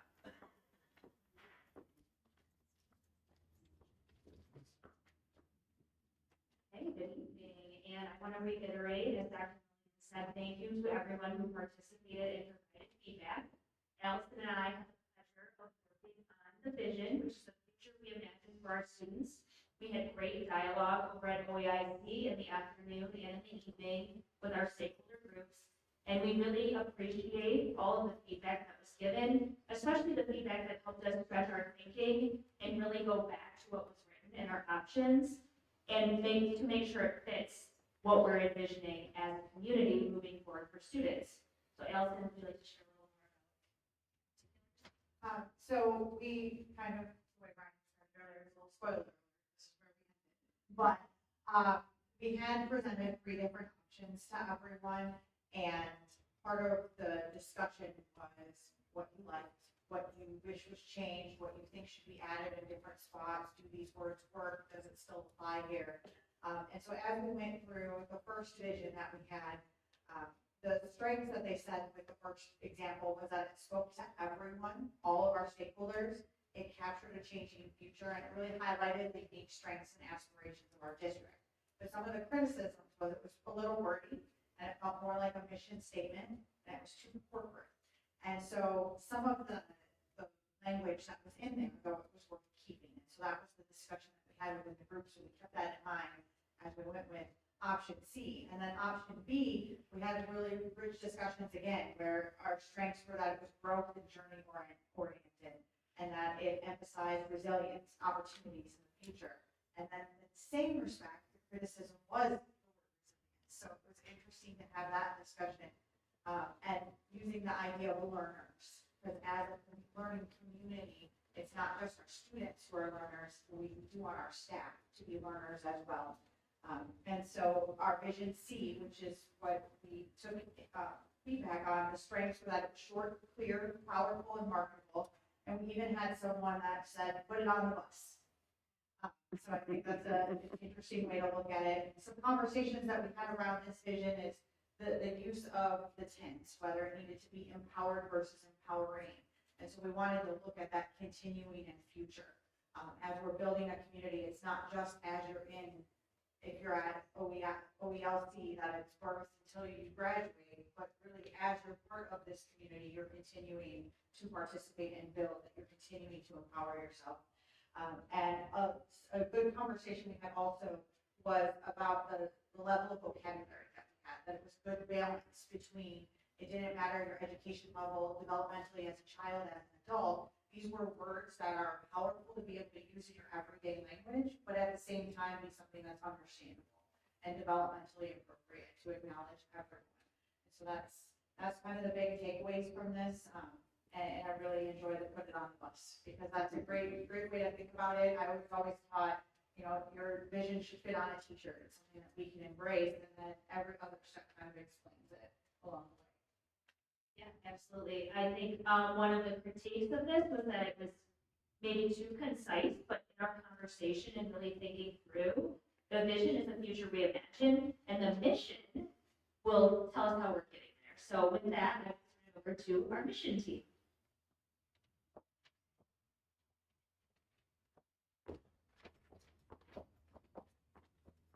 I had the privilege of facilitating the mission posters, and I say privilege because I really, so thank you to everyone who participated, and also with the survey, because we love diving into that and really synthesizing it. So my partners back here helped me go through all the feedback and help organize ideas, but you were there and you recall the mission had 3 different options that were rather lengthy paragraphs.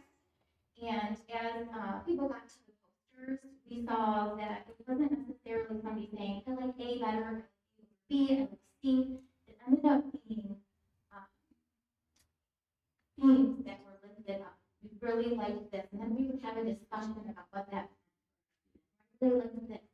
It was really great. But I wanted to step in and recognize the initial feedback, that all of them were too wordy. And then I'm going to shout out our OCTV friend over there, who joined because he said really resonated with the last group. And he was talking about film, and this is just a powerful part of the community and something like this. And he's talking about film and how you create an elevator pitch. Am I yelling it? So you create an elevator pitch, 2 minutes, and in our case, it was 2 sentences that really evoke, motivate, and so that really resonated.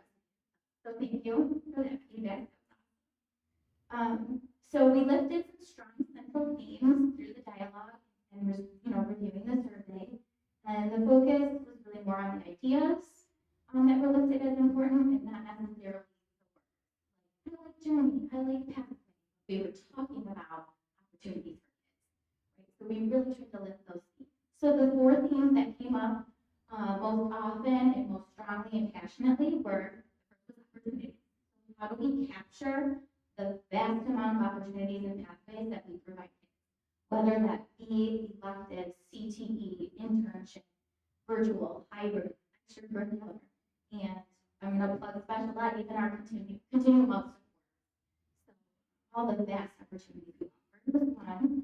Two was the idea of community, the idea of belonging to a community, and then fostering connection between the community. Three was the idea of contributing.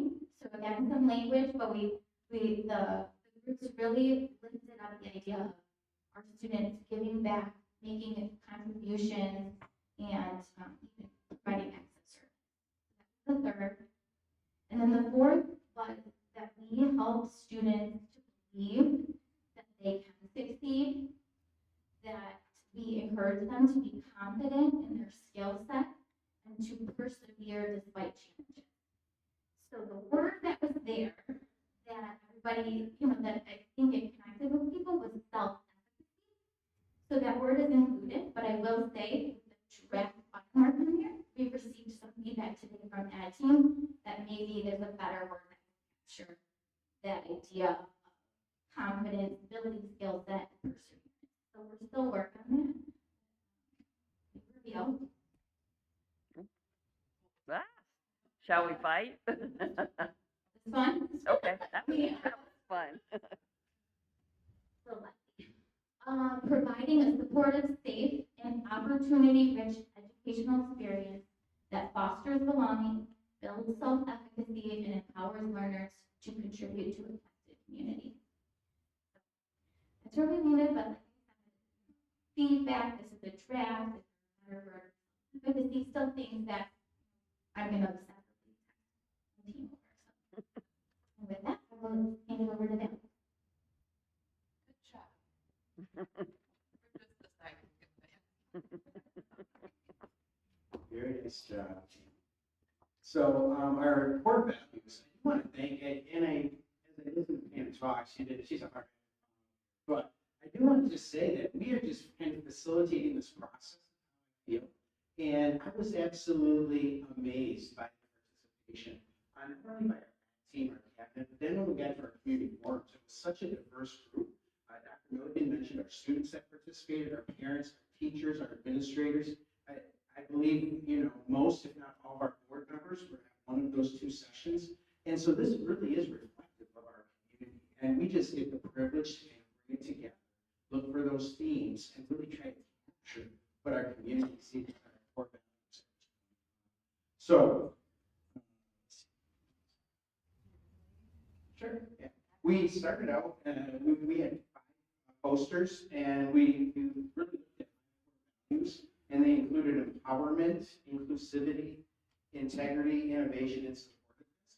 And as we kind of worked through the themes and the information, both from our electronic survey, our team, as well as some of our feedback from the forums, what we found is that we saw themes. And so a lot of people felt like these were repetitive core values. And so we really wanted to look at those themes, some of the repetitiveness, and we ended up combining the and we made 4.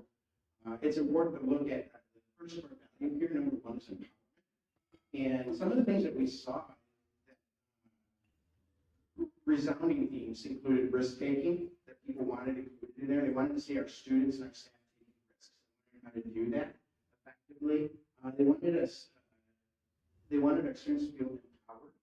And they wanted the supportiveness. Our original core values of supportiveness and empowerment. They felt like those should be combined in one way or another. And so we did look at some of the similarities there and how we could combine those. And then we looked at meaningful challenges. That was a theme that came out. Our students should experience meaningful challenges, something that they can relate to their life experience. And people asked, initially we had supported there as part of our empowerment. And people felt as though that should be removed. It didn't necessarily fit with empowerment. And so we looked at that and we removed that. Our second core value, or belonging, it started out as inclusivity. And some of the things that people referenced is they love the sense of belonging, that inclusivity reference. And so they said, why don't we just make it belong as our core value? We want our students to feel a sense of belonging in our schools, in our learning communities. So that's what we did. Rather than inclusivity, we included belonging there as our core value. in this version anyways, as we continue to develop it. And then we talked about embracing diversity was a theme in there. A number of people referenced liking the theme of diversity and having that as part of their belonging component, having different learners in our classrooms, and how do we support them? And one thing that stood out is that the term community might work better in this particular form of belonging than some of the other terminology that we initially had. So we included community at the end. So moving to the second, third core value, innovation. What we ran into was all learners and all levels. It was really important. All learners are able to innovate and at all levels. So we included that there in our statement, and that the word embrace continuously came up. So embracing that innovation. So embracing changes and teaching our kids how to embrace change was really important part of innovation.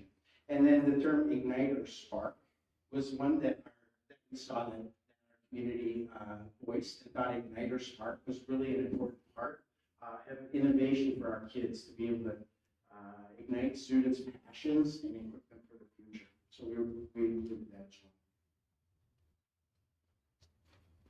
And then our fourth core value was integrity. And the one thing that I'd like to discuss around this is that we had some very vulnerable and frank discussions around defining some of the terminology, and integrity was one of those. Because as we've moved through the last 2 or 3 years, some of our terminology means different things to different people in our community, and we wanted to be really sensitive.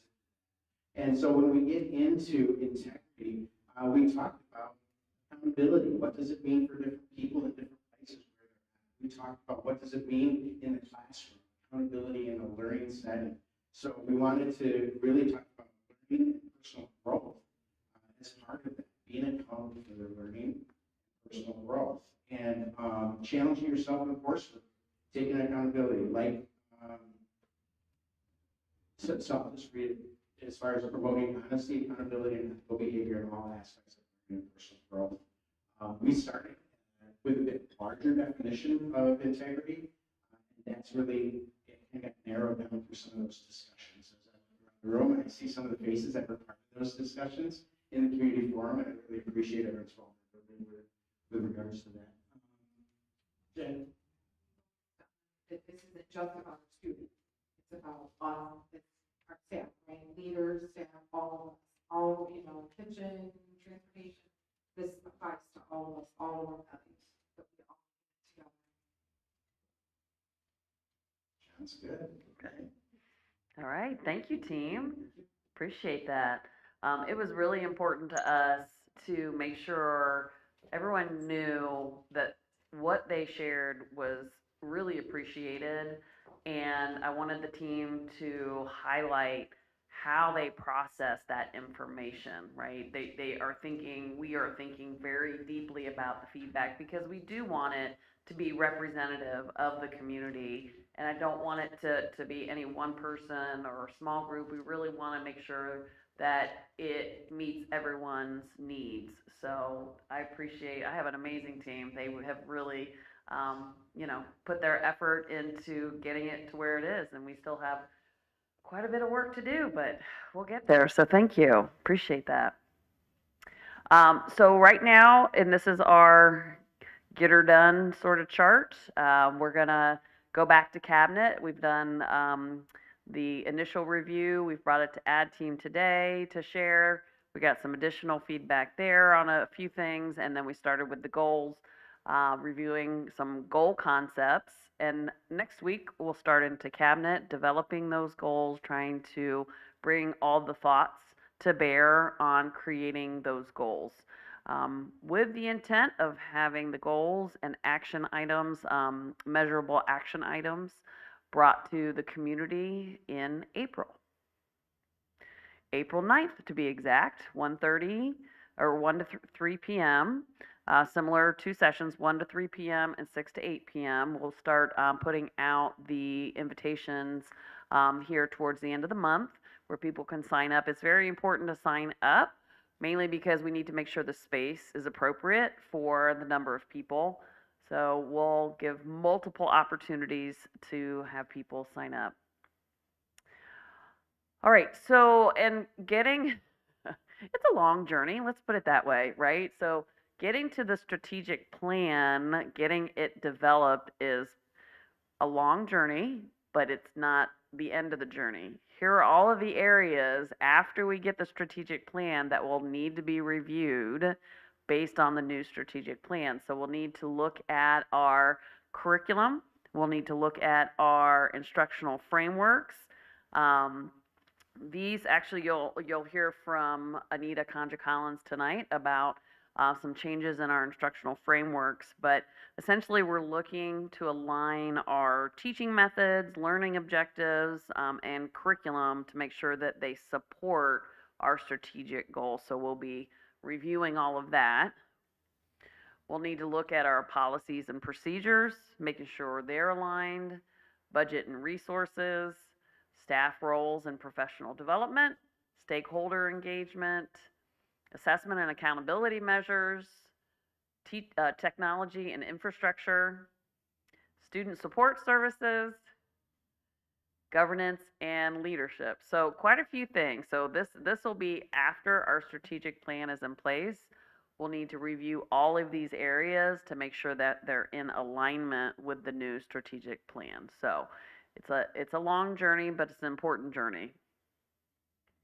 I do want to talk about where we're at with snow days. So this is the chart that we keep, the data that we keep. All of our schools are maxed out by 6. So all of our elementary schools are at 6. The state gives us 6 days. OHS is over by 2 days. Crossroads, Bridges, and Over are over by 1. Now, we can apply for a waiver for up to 3 days. So we obviously will be doing that. And those aren't always guaranteed, but fingers crossed. And we will also be looking at ways to make up days. We are looking into some virtual options, but we don't have those approved yet, but we'll be looking into them. Fingers crossed. All right, we had some transportation challenges, to say the least. So I sent messaging out Sunday night. I recognize that in my attempt to be proactive, I did not really think through that, and I apologize for that. I was really trying to avoid families having to scramble when our buses get stuck on the unpaved roads, right? They're very large.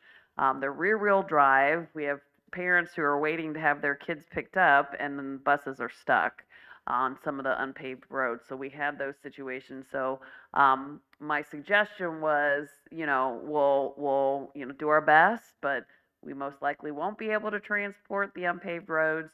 Let's just say that did not go over well. So I apologize. That was not my intent. So as we thought through it, we transport about 1,700 students, 360 from unpaved roads, so about 20%. So when we are unable to transport, when we cancel school because of the unpaved roads, we're talking about 20% of our students, right? 80% of our students we can get to school. Now, I just want to be clear, right? Safety is number one. I want to make sure all students are safe. We also support students in a multitude of ways in our schools. One example is our meal program, right? Some of our families really depend on that meal program. So we're looking at possibly figuring out a way to do a plan where families have options, right? Everybody likes options. And so in many cases, families are better, they do have vehicles that are better suited to the unpaved roads, right? They live on them, they know what works, what doesn't work. Our large rear-wheel drive buses can become stuck, as we found.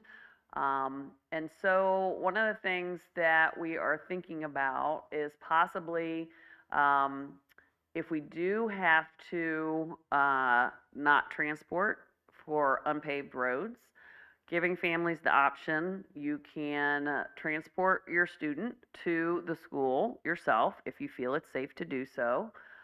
You can also, we're also looking at a possible hub program where the nearest paved road, where you, if you feel safe to do so, bring your student to that location.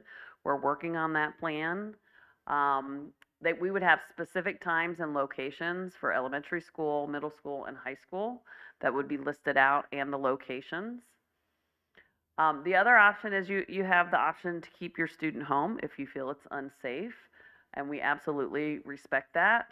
These absences would be marked as excused.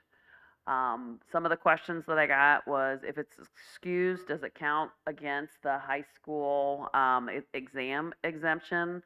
And the way that we have it now is the way that it would be set up. So excused and unexcused absences do count towards the 9-day limit. 9-day, you know, I got a lot of comments that people are like, 9 days? I only had 3 days, right? So 9 days is quite lenient when it comes to attendance.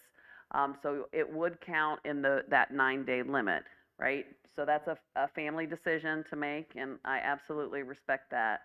Our priority is always student safety while ensuring educational access when it's safe to do so, right? So it's balancing the needs of all of our students and making sure that families have options.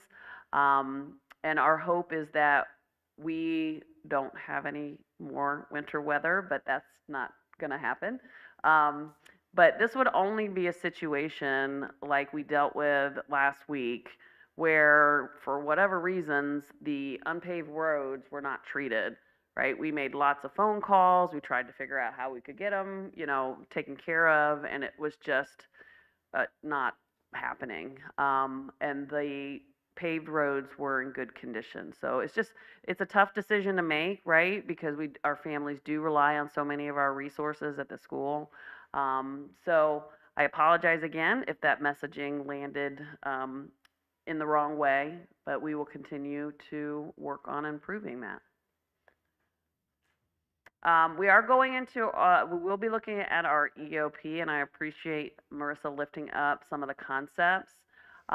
So the U.S. Department of Ed defines EOP as a document that outlines how a school will prepare, respond, and recover from an emergency. So I just wanted to make sure everyone knew what that stood for and what the intention is of the plan. It is under revised code, is law that schools have to have this in place, and it must be reviewed every other year. These are the components that by law must be in the EOP. So this is definitely driven by our legal aspect. And then we have new templates this year. We received them, I think, in October. So we've had to revamp the EOP and the structure of the EOP, and these come from multiple programs to ensure that it is in compliance. So we are using that template. So that's what we'll be looking at this evening and going through. I think it's 300 and some pages, so it's very, very in-depth. All right, our governance committee met, and one of the things that we talked about is how can we leverage our board meetings, the days that people have carved out to come to board meetings, to be community opportunities for community forums. One of the suggestions was when our schools present, having the board meeting at that school.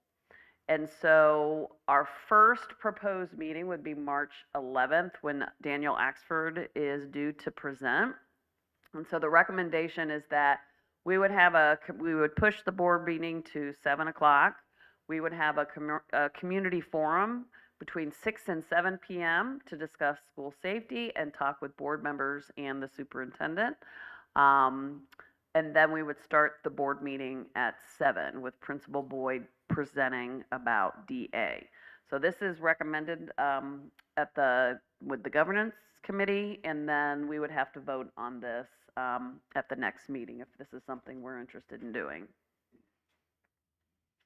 Lots of great school activities taking place, and this one is actually happening at Lakeville, but this is for all families throughout the district.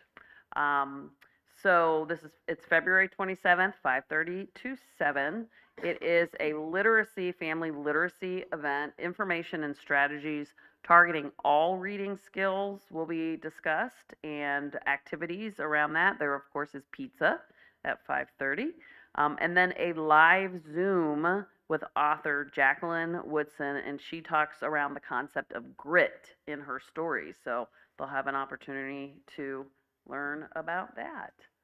So great opportunity. Thank you for all the staff who put hard work into setting that up.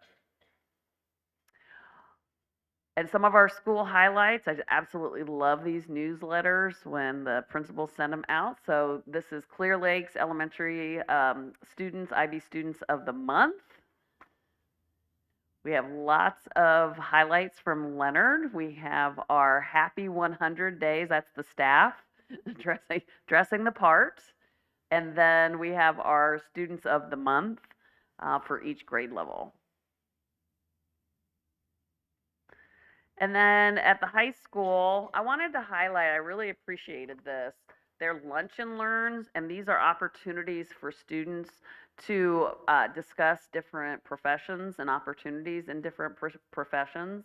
And so they can sign up for during their lunch to talk about all different types of career explorations. I thought it was really cool that students had a chance to do this, and we have very diligent students that do not like to miss class. So the fact that it's at lunch is actually a bonus. And then at the high school, that's a picture of our robotics team. They had a prototype. They got a challenge 5 weeks ago, and they developed a prototype. And then on Saturday was their first time rolling it out onto the actual playing field. So they were very proud. That was our programmer on the right and our driver on the left.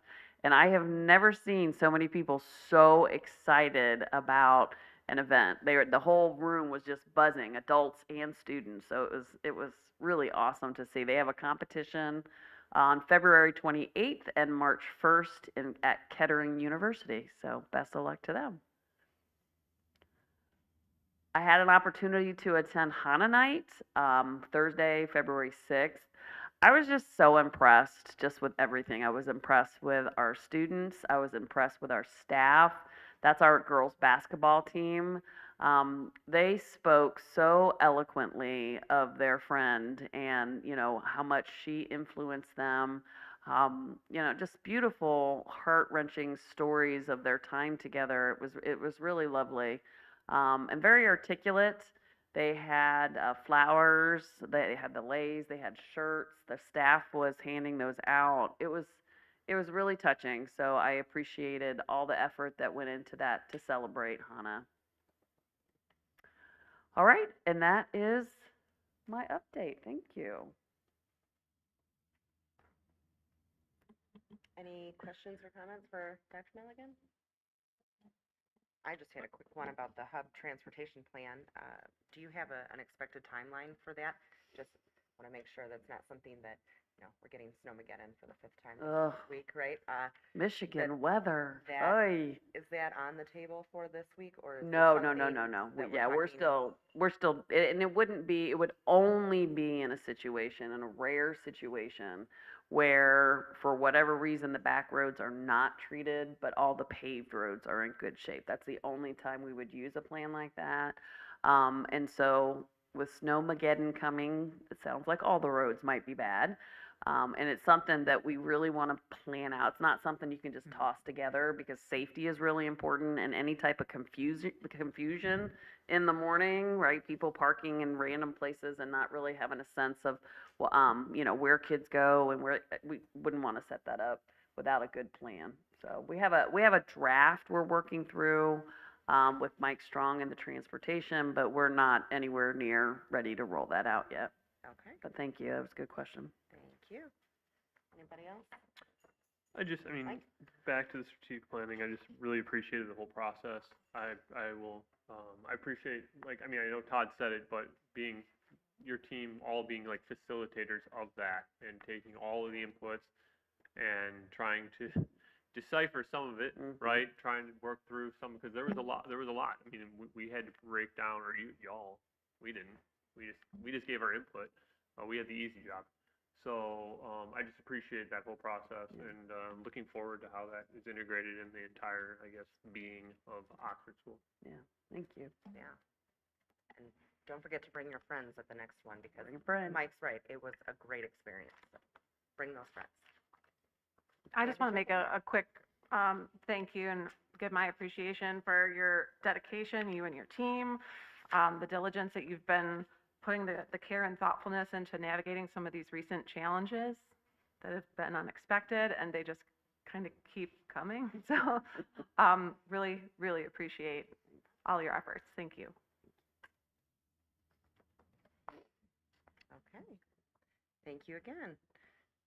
Are you also presenting on field trips? Okay, then we'll let you keep rolling. Yeah.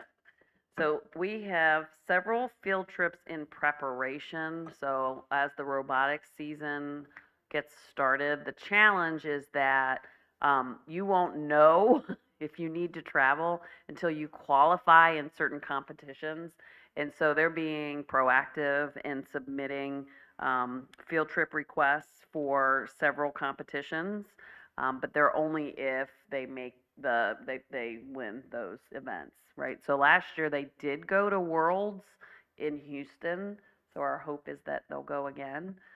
So the first two are the those competitions, and then the third, and this again is for first reading tonight, is OMS, the DC trip that isn't happening till next November.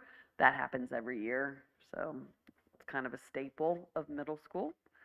So those are for first reading. Our second reading, or excuse me, our field trip approval, the only one we're looking at for approval is for the leadership conference that I presented at the last board meeting. Perfect, thank you. Does anybody have any additional questions about the OHS leadership that we are approving? No? Okay, well then, can we have a motion? James? Yeah, move to approve the field trip request as presented. Support. Ann?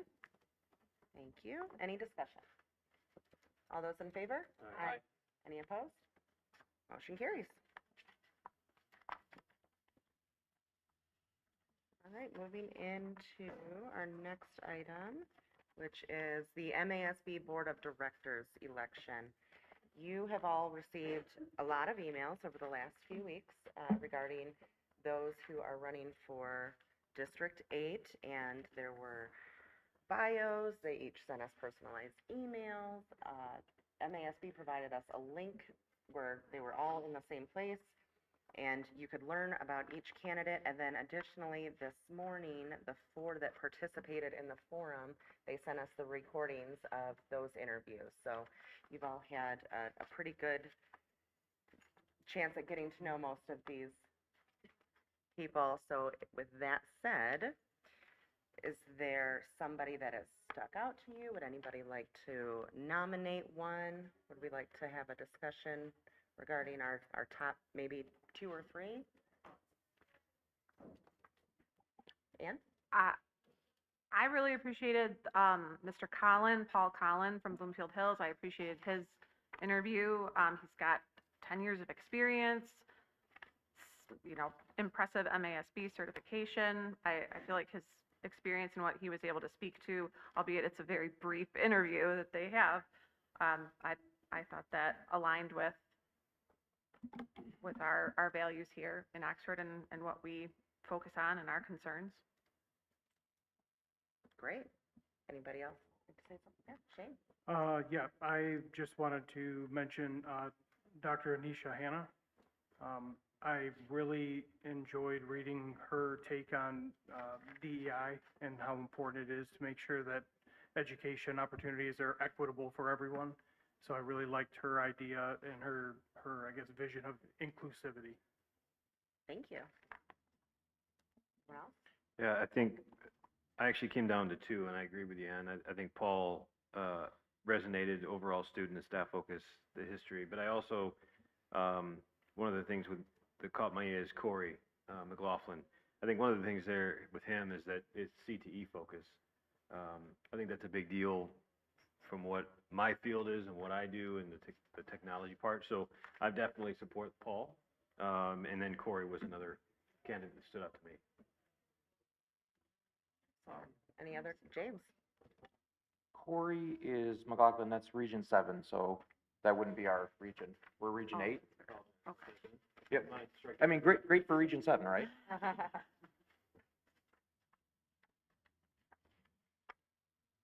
right, so we'll take him off the discussion for now. Anybody else?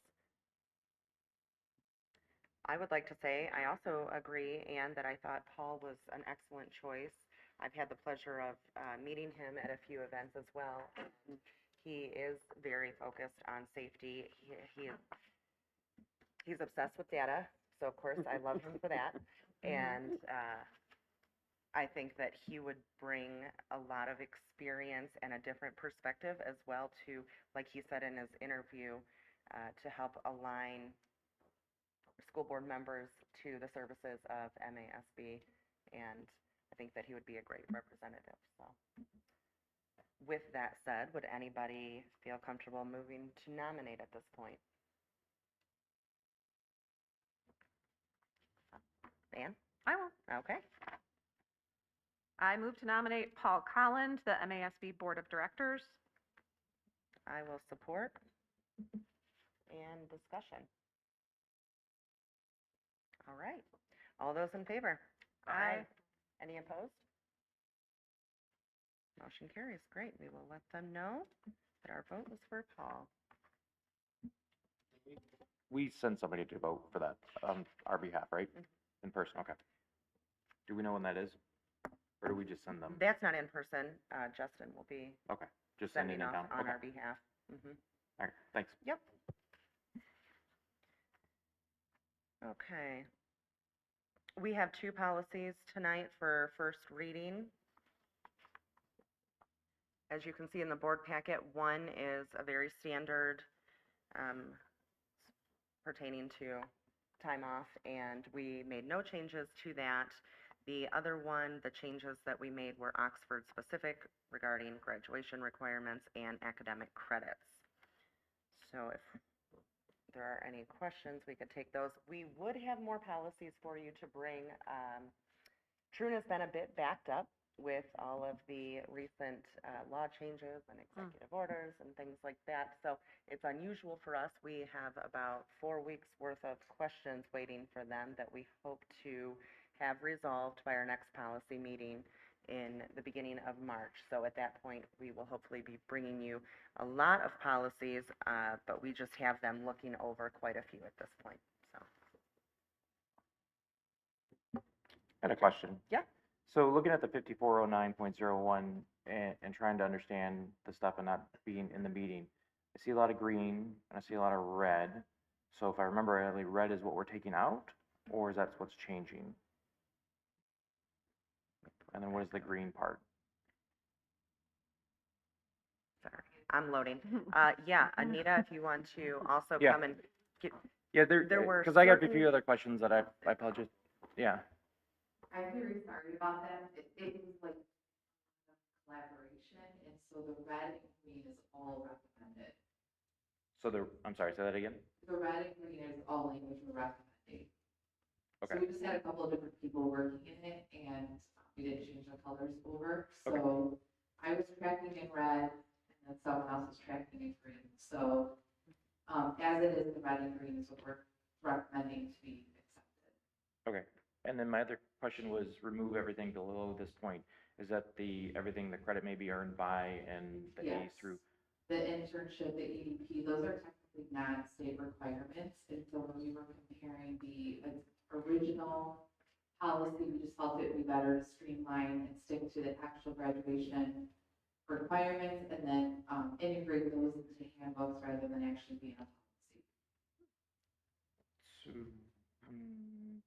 So with the internship stuff, so if someone's in one of our CTE programs, they get to the end of it, and they're gonna do an internship within that program, we'll say, emergency services, right? We're no longer gonna count that as credit when they do that internship? Is that my understanding? To be very honest with you, I can't answer that question because I think that's a different scenario. Like if they're in a EMT program, is that what you said as an example? Yeah. I think that's a very separate piece than an actual internship. So I would have to actually take that to Lisa Butts to clarify that. But, we technically are not really doing an informal internship type program. So I feel like that falls under a different. Well, I know there's the other part about the work-based learning that's green that you guys put wording in there.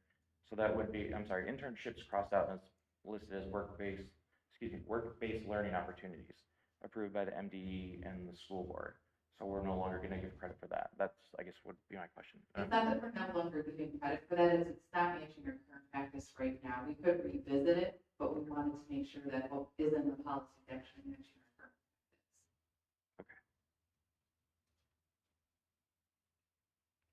In that section, I think you caught that, that section will be moved into, you know, handbooks and such. So there will still be documentation of this, just not living in policy.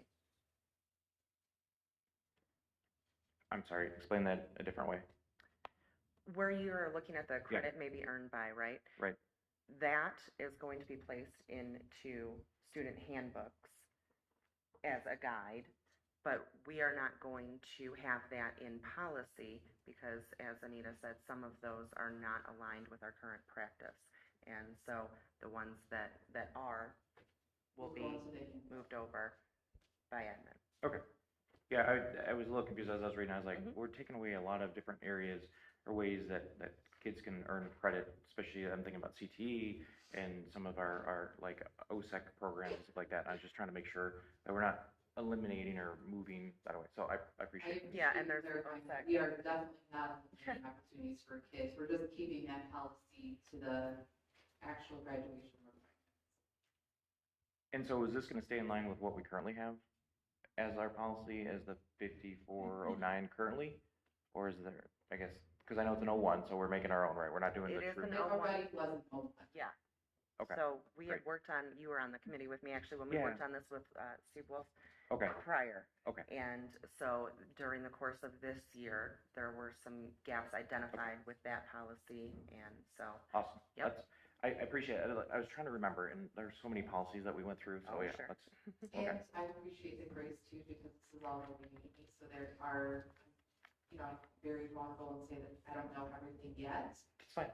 And so if there's anything I can't answer, I'm happy to get it from the people that do. Nope, that's, I guess, first reading, I looked at it and I had questions and I was typing them up and it didn't get submitted over, so I just figured I'd ask and I appreciate it. And, we follow up after we still have another reading. So thank you so much. Sure. Thank you, Anita. All right. Would anybody like to make a motion there? Shane? Great. Move to approve the first reading of board policies 4113 and 5409.01 as presented. Support. Mike Whitney, thank you. Any discussion? All those in favor? Aye. Any opposed? Motion carries. Fantastic. Next up, we have our letter that has been back and forth since November. Just as a quick recap, we passed a resolution, want to continue our advocacy work on those points within the resolution, and as we all know, some things have changed, some up to very this week, that have brought us to the point of changing the letter slightly. I sent you all a draft, and I just want to go over for full transparency. We unintentionally violated the Open Meetings Act through that email, as the reply all was used, and so just to kind of recap what happened and to make it right, I sent the draft to everybody, and there were replies that came back to all, which of the nature, thank you for following up. The first, or the last paragraph of the first page still needs, it reads like it was from last year, added for change, and then another email came in that they read the letter, fully support it, and then we had another revision attached. One more suggestion came in as we approach part of the letter that they would like removed. And so at that point, we stopped the communication, but I just wanted to make everybody aware that that happened. And we certainly didn't intend to do it that way. Of course, when you are, it's natural to want to speak to everybody and not go in a vacuum. So sometimes I know that OMA, it's counterintuitive to how we respond and talk to one another, but it is something that we have to work better at. And so we have put in a couple mechanisms in place to avoid making that mistake, in the fact that we will be doing the BCC all, and so that even if you hit reply all, it only goes back to the original sender. And on sensitive topics like this, I will again put a reminder in there to only reply to me. So with that being said, you have the letter that it is now. I sent it all again to everybody last week on Thursday and asked for any edits or suggestions. I received one that was to the effect of asking the governor to physically meet with us so that we could discuss these points further. So as you will notice in the letter, that is included now. I did not receive any other edits. And so with that, would anybody like to say anything about this or move to a motion? Yeah, I'd like, I mean, so, and I see you looking, so you don't have the current format of the letter, right? No, That was uploaded. I read it and Okay. I didn't print it out. Right, well, you read what was there from last week, and what got uploaded today at 6:16 today is something a bit different. So I think it's important to know that while I understand the intent behind this letter and stuff, I think it's important that we all have the opportunity, because I myself, as I was coming in, looking at this for earlier today, didn't see it, and then I just saw it about 10 minutes ago when I was scrolling through the rest of the stuff, that I need time to look at this, and I think it's only fair for anybody else that didn't see this attached, that they can look at it and read through it. And that, I know we had some, you know, you sent out the kind of proposed draft and asked for updates and stuff back, but did we ever get opinions back on this as well? Yes. Okay. Were those shared to us from what they said? We received one approval. Because I don't see the email from them with that information in there. That's why I was looking for that too just now. Okay, I can tell you that this was approved as is by Bradley Delat. And the only change, again, is the very last line that says we would like an opportunity to meet with you if you are willing to further discuss these issues. Okay. I'd still like to see the emails from them on that for transparency, so we understand their concerns on that. Okay. Anybody else? Yeah. Go ahead, Mike. Come on. I was just gonna ask, can you forward that now? I mean, most of us have computers in front of us. Sure. But I'll concede to you. No. Oh, go ahead, man. Okay, I know we've been working on this, as we mentioned, for quite a while now, and I really appreciated the work that went into it. As Amanda mentioned, as I'm looking at this, I mean, this is 95% of what we had already reviewed. I certainly appreciate wanting to make sure, want to do our due diligence as far as clearing it. But if we can get that information now, I think we can review it and have any discussion.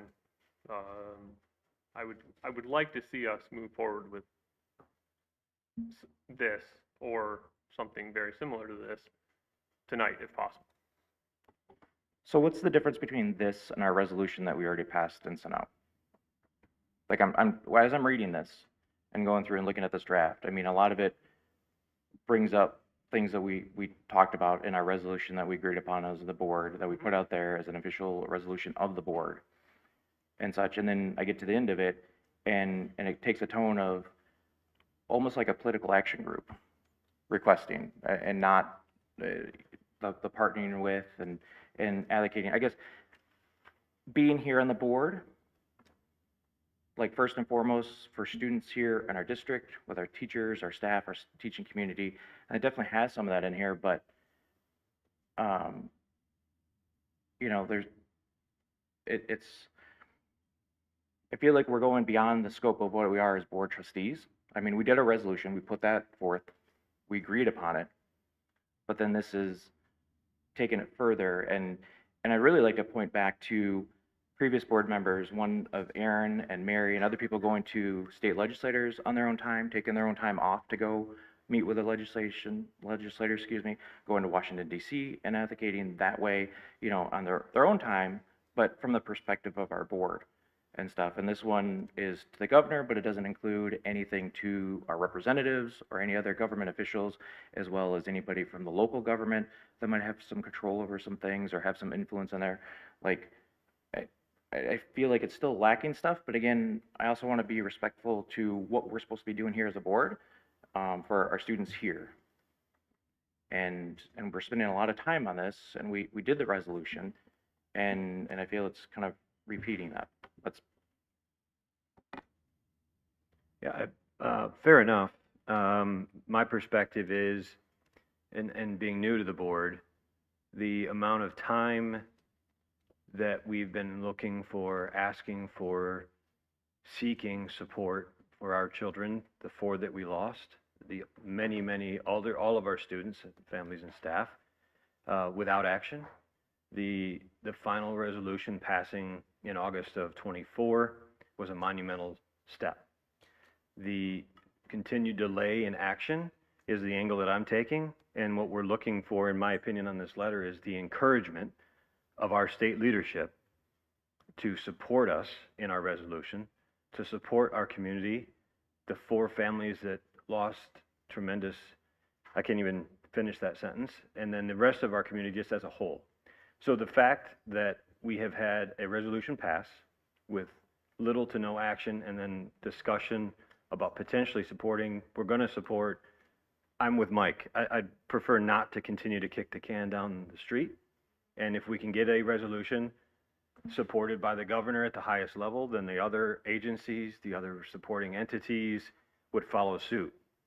And the opportunity to meet, I think that's a valid point, because it's, have we had our day in court? Have we had an opportunity to talk to her? Does she understand who we are? Has she been here? I haven't been on the board before. I wasn't involved in any of those. I absolutely volunteer to have a conversation with her and representing our community as a whole. So, I mean, we can continue to delay, we can continue to discuss and deliberate. Minor changes can take place as we learn through the passing of the resolution relatively quickly, especially with a minor change or addition that has been added. I'm with you. If we can get it passed, if we can agree to move forward as a board, which, you know, what we're here to do, this would be a great invitation to have an engagement at the highest level, which I think has been missing. But there has been movement since our resolution, from the state legislators passing the bill, her signing stuff in there. So I don't want to undercut that as nothing's been done. With I think our resolution is part of it, but then also at the county level and stuff. So, I mean, to acknowledge that part, yeah. Do you think that there wasn't enough acknowledgement in the letter? I'm just curious. I know I'd asked them for some feedback and there wasn't any, but we do acknowledge the changes that have been made, and we thank her and our legislators within the letter for, as we all know, you know, the mental health funding and security funding is in her budget proposal, and we appreciate that and make sure that that's known in here. So is there a specific acknowledgement that you think is missing? No, I'm saying that the way that I interpreted what Mike just said is that since our resolution, there hasn't been any movement, and I want to acknowledge that there has been movement in different avenues and different venues for stuff for that. I'm sorry, I was reading your email from the other thing. Okay. Here. Yeah, Ann? I just want to clarify the origin of this letter, because to the commentary that we've been working on this letter for a long time doesn't really accurately define where it originated from. This letter was prepared in response for the news conference that was held in November. If it was needed, if the media was asking the board for a comment, and it didn't. So it wasn't needed. So I'm not of one to make it a best practice to reach back to a stale document to try and just put lipstick on it. It's very disjointed. It needs work. That's just very obvious. It doesn't really make sense currently. And I also don't understand where it's coming from. There's no momentum. There's no political, strategic reason. And it's clear in reading through that letter. And I drafted it, and I'm reading it knowing what the legislation that was just passed January 22nd. It makes no sense. It feels very shallow, feels very opportunistic. I don't know who it's meant to serve, but it doesn't feel like it's serving our 5,000 seated students and 8,600 OVA students. How is this aligned with the efforts currently being made for the strategic plan? How does this deserve to pull our focus right now? It doesn't read that it does.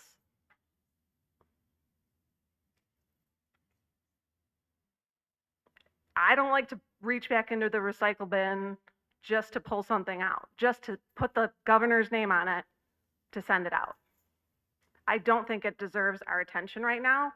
I think it's really, I'm not putting my opinion on anybody, but to me, it seems insulting to all the work that's going on right now in our district, here, for our students. I don't think this serves them. So if there's another strategy that we're not aware of, please present that to the table. I guess what I'm to talk to that point, I guess what I'm trying to where are you seeing?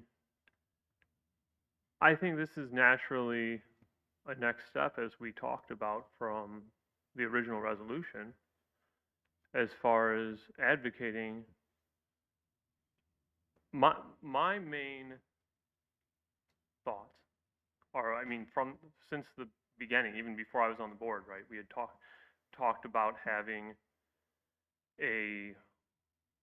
something at the state level, a multidisciplinary team that can facilitate, come alongside any kind of these tragedies and help those districts move forward, doing a full after action. And when I guess I'm not saying that the district isn't continuing to do, I mean, many things. And I think we're showing here that we very much appreciate some of the mental health resources support that the legislation is passing, right? I mean, we're increasing 31AA. I think they are, rather, not us. So I think we're recognizing that and still advocating for Michigan students in general. So I don't know how, I'm trying to understand how you're taking it the way you're taking it, I guess. I don't quite understand how you read through this and take it that way. Yes, that's fine. Oh. Just me.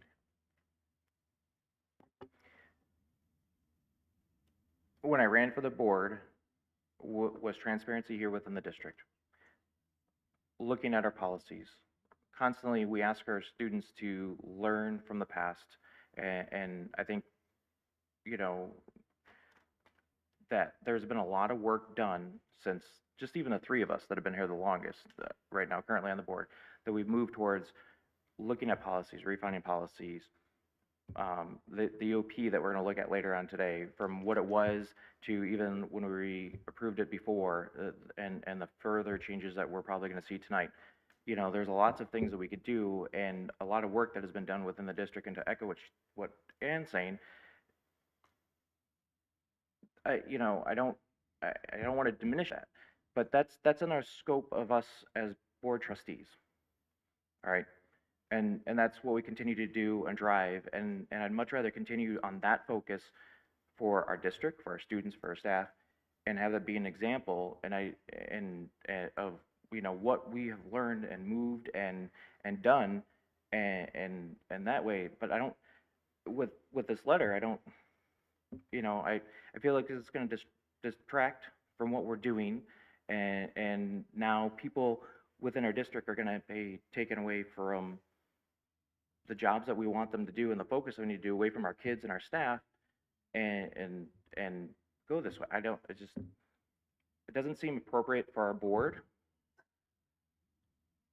at this level. We passed a resolution, we steadfast, we voted as a board to get clarification on our insurance policy, because we wanted to understand what that meant in the legal arena, and we stood by those things, and I fully stand by those things. And I continue to think that we're not done with our work, by no means, with our policies and what we're doing here. There's lots of things still coming. The world is ever changing. And back to the strategic plan and what we're looking to do and continue to move forward, I just don't see how this helps us in that.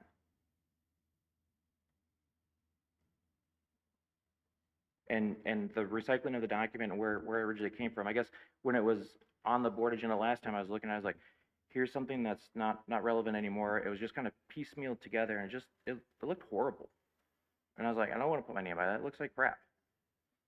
And looking at this now, I mean, there's a couple things, a couple paragraphs that kind of talk to each other, but I don't, again, regardless if it goes out or not, this shouldn't stop us, or we shouldn't be held up like this to be able to continue to do the work that we've been doing and will continue to do until we're done serving and focusing on the kids and the district and just that stuff in the areas that we're responsible for. I just think that to take this time on this, that to not have anyone be able to articulate why we would publish something that doesn't address a direct and current need for today's purposes, 2025, and I just have to repeat, it feels very shallow. It doesn't speak to what we are currently focusing on as a district. Okay, so I have two thoughts. 100% respect all of the opinions, and we're entitled to those. Part of this letter talks about advocating. We as Oxford have and are continuing to advocate for all of the aspects that our students are going through on a daily basis. In my opinion, is we can't stop advocating for safety from across the state and for situations that we went through. And getting a chance to potentially meet with the governor and others, even if she punts and says, go meet with this team, for groups, for a voice, for change, for learning what we went through, having that opportunity to do that and having a conversation is where things start. So the continuation of advocating, all of our legislative powers in the state of Michigan to continue to support the resolution that we as a board passed to get past this doesn't change what we're doing today, tomorrow, yesterday, the strategic plan, visiting the schools. There's a lot of work that we do, and this doesn't necessarily add or diminish what we're doing today for all of our staff, most importantly, and our students, most importantly. So it doesn't change anything. It further accentuates the opportunity to get in front of our leadership, to voice the lessons that we've learned, to changes that we've made as a district, echo those to someone who can take those and run with them at a greater scale than we can, while also echoing the support of the very resolution that this board approved. And then it's been a long time coming. Do we like this letter being requested to either one, by all means, respond with some ideas on making it better, or two, punt it down the street, which has kind of been the mentality that we've seen thus far. So I'm with all of the options. All the opinions matter on this board as a professional and as a human. If there's recommendations that we need to make, then let's make those recommendations to have an audience with the governor to speak on Oxford's behalf to make change, as well as get the ball down the road from other legislators on the current investigation. So people have gone to Lansing and have spoken before the resolution, and since then have gone multiple times to get in front of legislators, and they haven't changed what their agenda is and what they're doing, right? Unfortunately, sometimes it feels like this isn't a topic that they want to address. We put together the resolution, but I think really we need to focus back to what we can control here, and I see this as I'm reading through it again. I mean, it feels like a cheap check mark so we can clap each other on the back and say, yeah, good job, we sent a letter, we did a really good job and stuff. And I don't like that. It shouldn't just be that. I think, the governor's had opportunities or has the ability to, if she's wanted to meet with us, and I'm not going to begin to understand what her schedule is, but they haven't made a priority for us. We did a resolution to reaffirm what we believe in here as a district. And I guess my question is like, so we do this, we send this letter, and we get nothing. Then what? We send another one, and another one, and we keep on spending time on it? Or do we get back to the work that we're doing here within our district, within our confines of what we're elected to do, and focus on that, and then take the time to go up to Lansing or, other things? Like, I feel like this is gonna go out and in one ear, out the other, or not even make it there, right? And it doesn't align to, I want to echo on what James has said, that even if the decision was agreed upon to send a letter, whether it be this particular one, that it still at this time comes out of left field. There's no momentum, there's minimal relevance at this time, there's no political strategy behind it, no strategic timing, or anyone articulating why any pulse for effect now. No one's been able to articulate that. So that's why I'm like, why this letter? I don't agree with the wording. Why now? No one's been able to articulate that. And I don't think it's an adequate reason to say, because I want to, or because we passed a resolution. I don't think that articulates it. I think there needs to be a little more substance there instead of people want it. Do you hear what I'm saying? Like, that's not a reason. Yeah, I appreciate that, and I think that with the passage of the governor's, her proposed budget recently that includes a couple of these things, the momentum would be to encourage that to continue, that stays in there, because attached to the safety and mental health funding, it was that districts must accept a state-funded investigation should they experience a tragedy such as we did. And so, as we know, sometimes in these sessions, the proposed budget looks a lot different from the end budget. And so, right now, I think is a great time to really reinforce that to our leadership in the state, that these items that we listed in the resolution that as of right now are in the proposed budget, we would really like to stay there. And further, that in her budget, she has also allocated to Attorney General office for her piece in the investigation. And so again, I would have to say that it would be a good time to really make our voice heard in Lansing. And if we could get a meeting and just go over some of these things, I know that Aaron And Mary, like you had said, had great success with the sit-downs. And so I think a sit-down would help not only our students in Oxford, but those in the state keep this momentum going on the great safety measures that, as we know, the threat assessment has passed as well. You know, we all have certain feelings on that.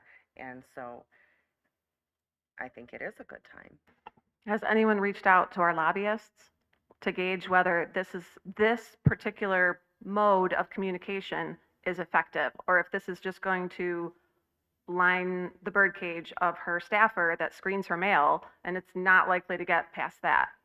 Has anyone reached out for a political opinion from a lobbyist that would possibly be able to point us to a direction where it would actually make an impact?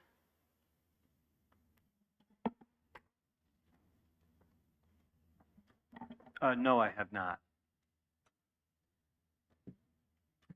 But I guess what I don't understand is the risk of this and. I guess that's what I don't understand, that risk. Why are, when we're looking at, I mean, not to repeat Amanda, but when you're looking at, well, you wanted timing, I guess Amanda gave you some reasoning for timing. And so if we send this and reach out to our lobbyists and try to advocate for, again, not only our community, but the students in Michigan, I don't see the risk. I'm actually I don't see the risk here. I was kind of surprised we're having this conversation, honestly. I don't see it as a risk, but we're elected for Oxford Community Schools, right? And we need to put our students and the student community first. And the time that we spend here is now taken away from that for other things that we need to do. And we spent time, and I think very, very useful time, of putting a very thoughtful resolution together as a board, and approved it and sent that out. And now, to me, I don't want to say it's sent out and forgotten. It's in the back of my head, but we need to refocus to here. I feel like with continuing with the letters like this or sending these statements out is just detracting from what we are elected to do for our students. And I mean, we've spent what, 25 minutes on this alone? I mean, I'm not keeping track, but you know, and I don't understand the why. Like, I understand that we want something to be done at the state level, but you know, I never even thought, like, it could just, we email it or send it and a staffer looks at it and it goes into the recycle bin and nothing's done. And there's got to be a better way to do it. In light of the time, I suggest we table this for now, because the changes were done at 6 o'clock tonight. So some of us have not been able to review thoroughly, had time to look at how those changes were done. But we have people waiting to talk, and I would suggest we table this until our next meeting. And in the meantime, we do the emails. Yeah, I won't take up too much more time. I'll just say, as far as my opinion when it comes to this letter, this situation, I think not just the students in Oxford, but any student in the state of Michigan or across this country is worth the investment of time, effort, sending a letter. If they don't happen to respond, that doesn't mean we just pack up and go home, right? We continue to advocate. We continue to do everything that we can, because every life is worth that. So I kind of agree with the premise of what's the downside of sending it if they ignore it. So what's the downside? Because I don't feel like it's wasted effort. I don't feel like it's wasted time. I feel like everybody's opinions and what everybody has said here tonight is valuable. I think anybody that's ready to speak and wants to speak here in a few minutes, it's valuable. So I, again, don't see the harm necessarily in sending this. Maybe we don't get the outcome that we hope, but you learn and you change strategies and you keep going forward. So Again, that's just kind of my 2 cents, and I just don't see, I don't see necessarily the harm in moving forward.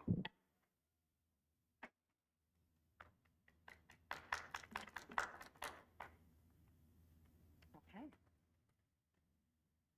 Is there anything else? We can either table, someone could make a motion.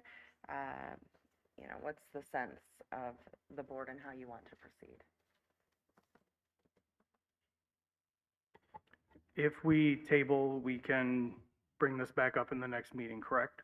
Yeah, So absolutely. if we want to table it for further discussion, we can, like she said, share the emails. We can come up with a consensus as far as just your personal view and your feelings on the letter itself and actually provide feedback.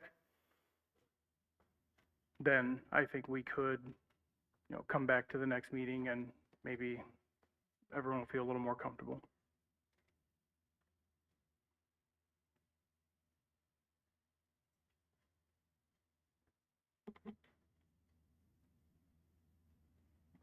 Anybody else? Okay. We will go ahead and table this. I would highly encourage anybody with edits. I know I have asked for a while, and a lot came out tonight. If you could please send those over. I know I had asked a few people repeatedly, and so if we could get that moving and understand that as a board, we are going to come to the next meeting and try this again, I would really appreciate all of your input before that. As like I said, up until now, there was just the one. So please send. I will do with it as you would like as far as legal opinions and anything requested. I'm happy to do so. And I look forward to sending this in 2 weeks. So moving from there. I just ask that when we get ready, when we have the proposed wording stuff, that it's before 6:15, the night of the meeting. And that way, everybody has adequate time to look at it, to process it, to do it. Nobody likes a last-minute thing brought in or put onto the agenda, especially something that, I mean, there's a lot that is in this, right? I think ultimately, I think we all want what's best for things, but the wording and stuff, I mean, that's why we work so hard on the resolution. So, thanks. Of course. Did you have something?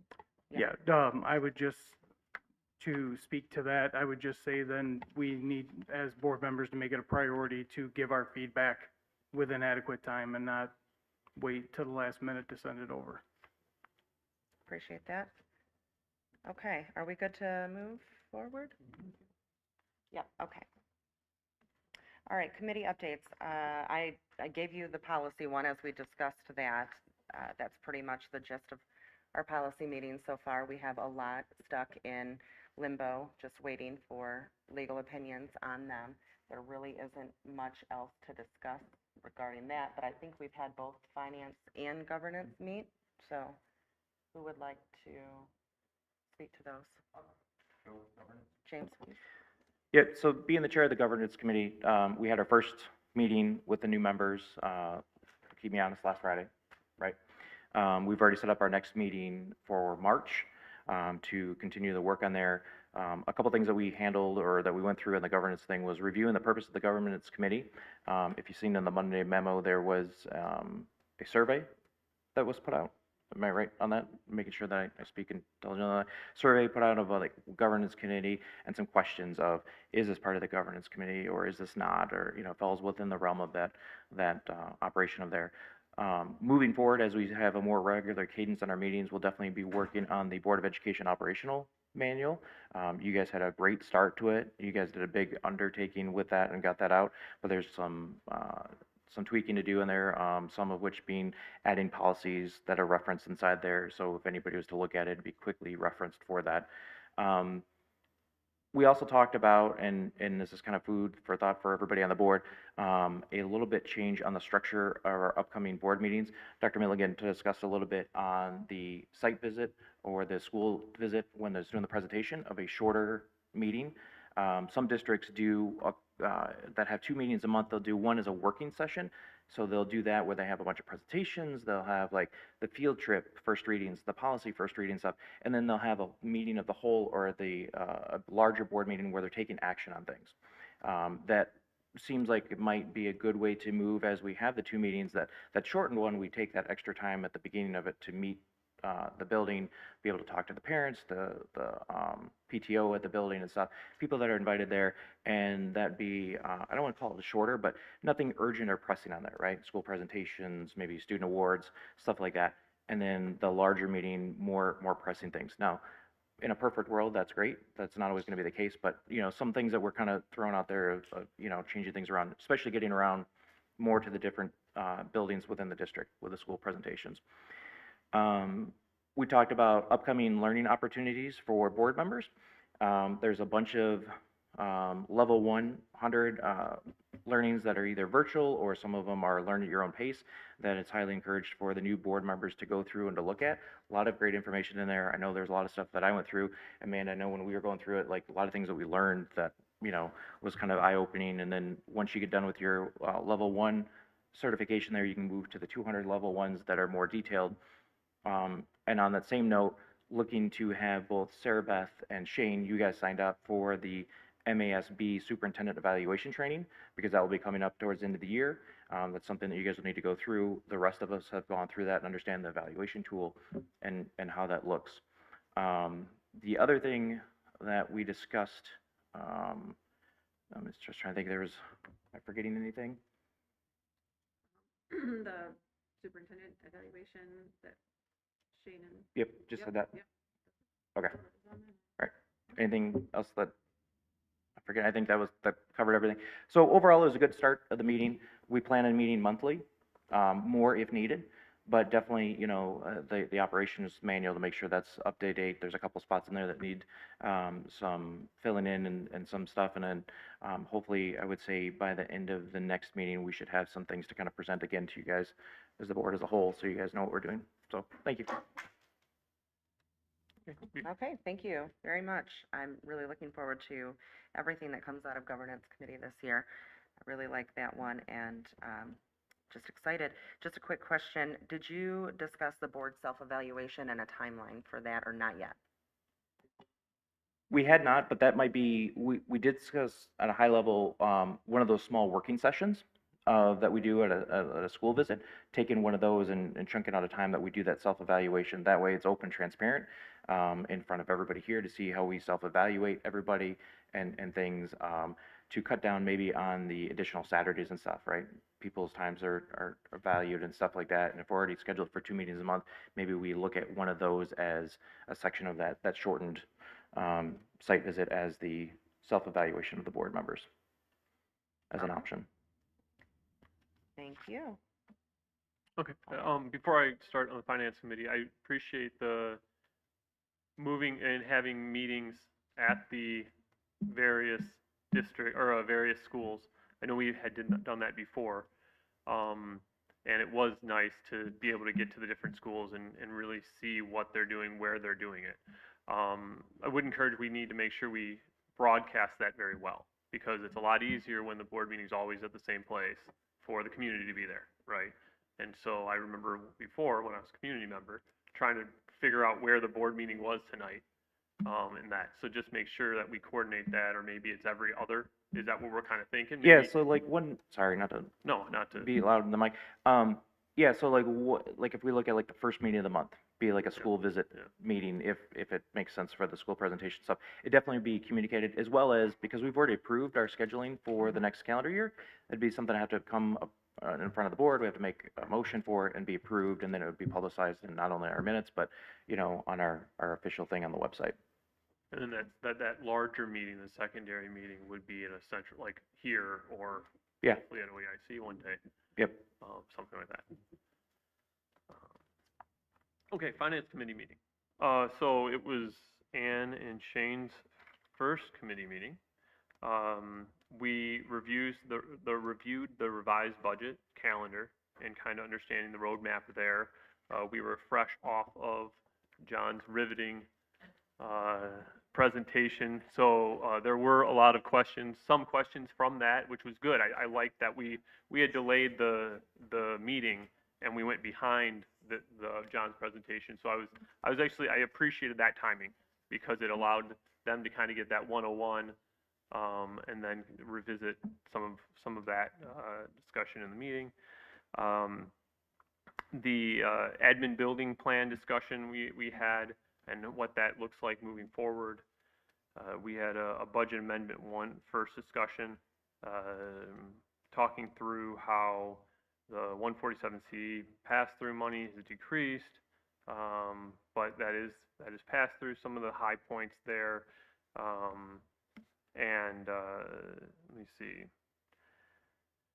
Kind of focused in on the percentage change on that first page that we had received. I really kind of appreciated how he worked through, how he presented it, I guess. We did touch on some of the general operating millage and what that might look like, what it currently looks like more, and then moving forward. We had some, like I said, I touched on it already, Finance 101 subjects. We talked about a workshop coming up, actually.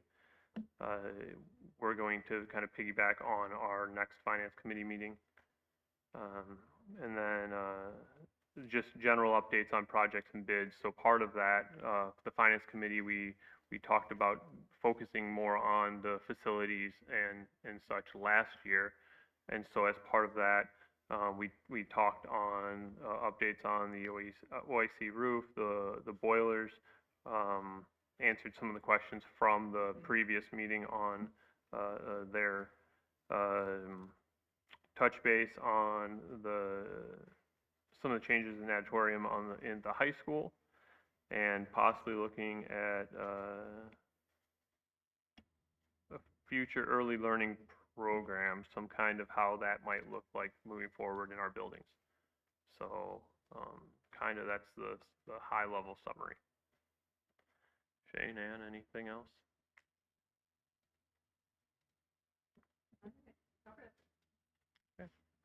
Okay, thank you. Well, sounds like 3 productive committee meetings, so thank you, everybody. And it's like we are moving on to Anita presenting on the future of IB.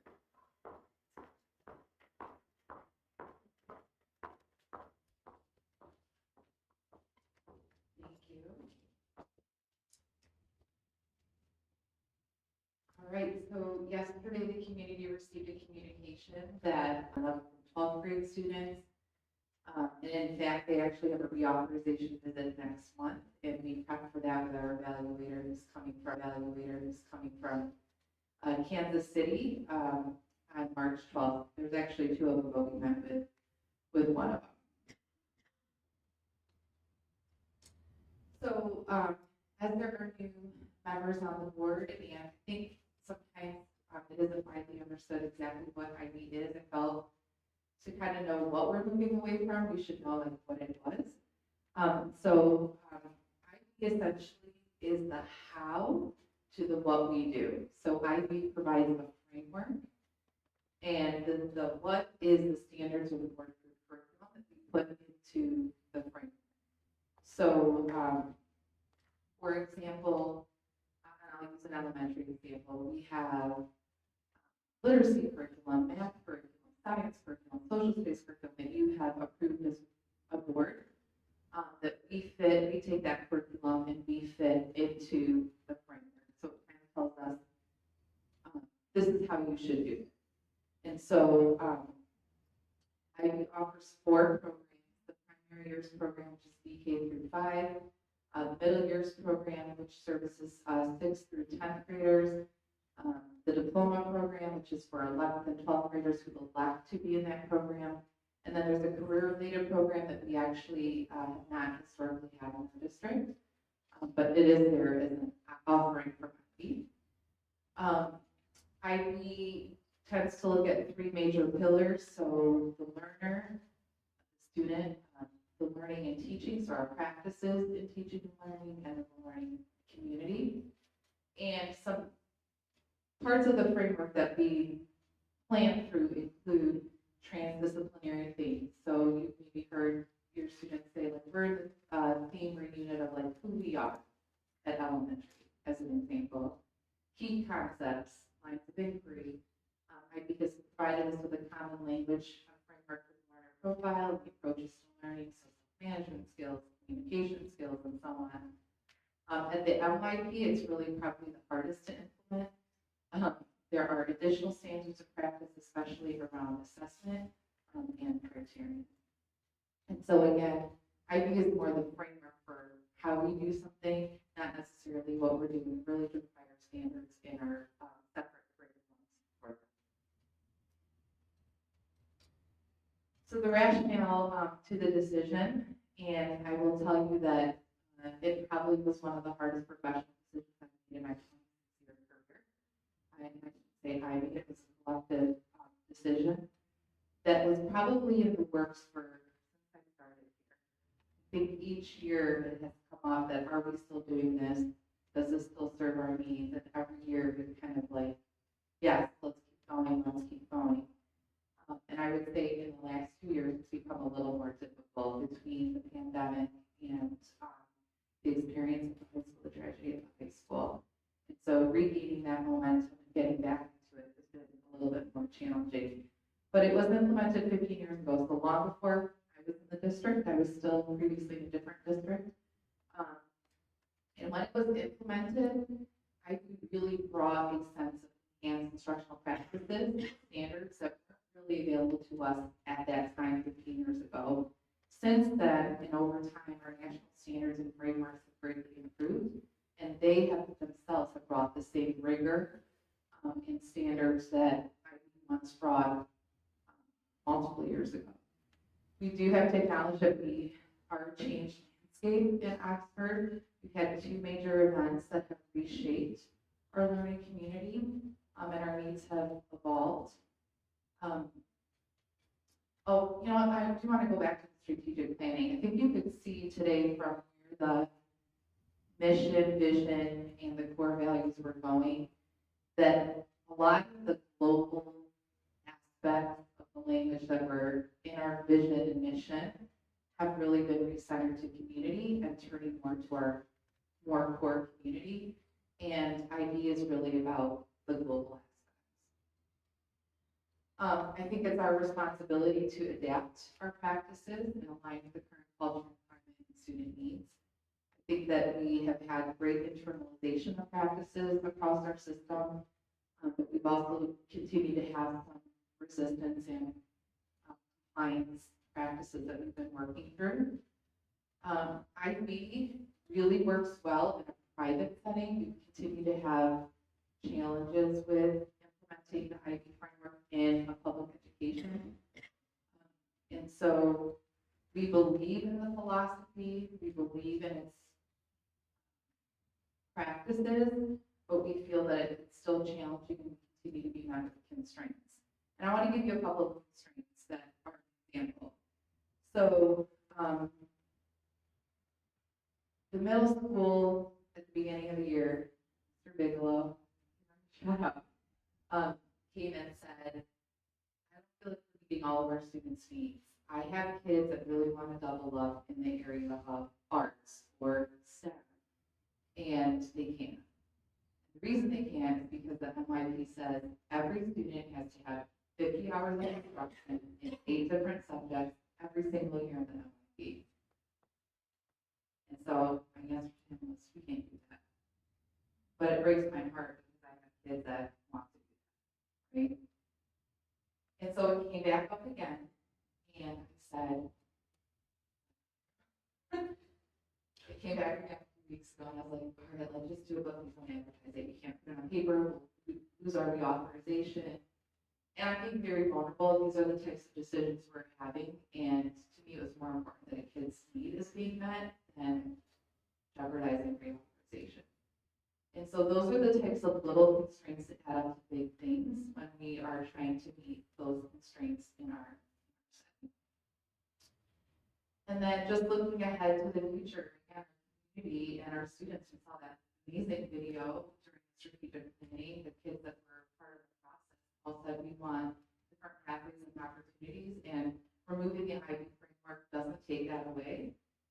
In fact, maintaining DP maintains that ability for us to offer students a pathway should they choose to go in that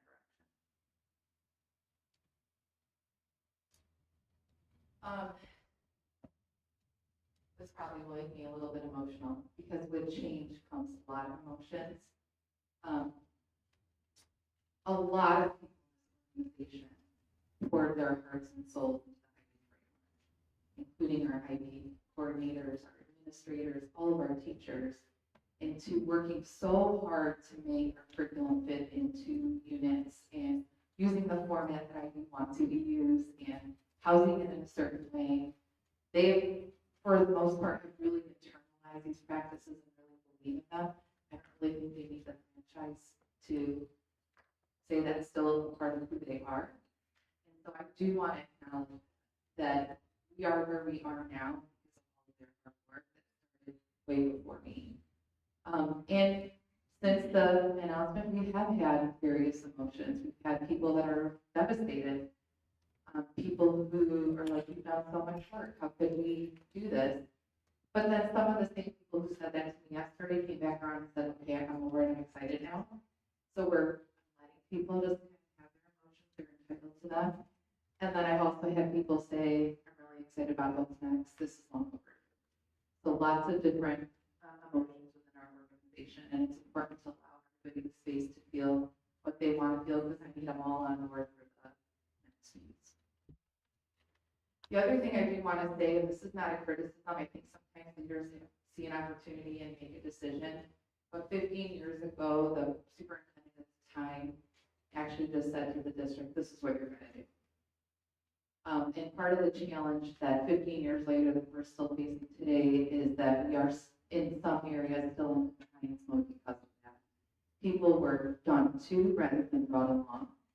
And so our approach moving forward has to be that everyone has a voice in the next framework that we move to. Because the more people that internalize it and have a say and are engaged with it, the better we are.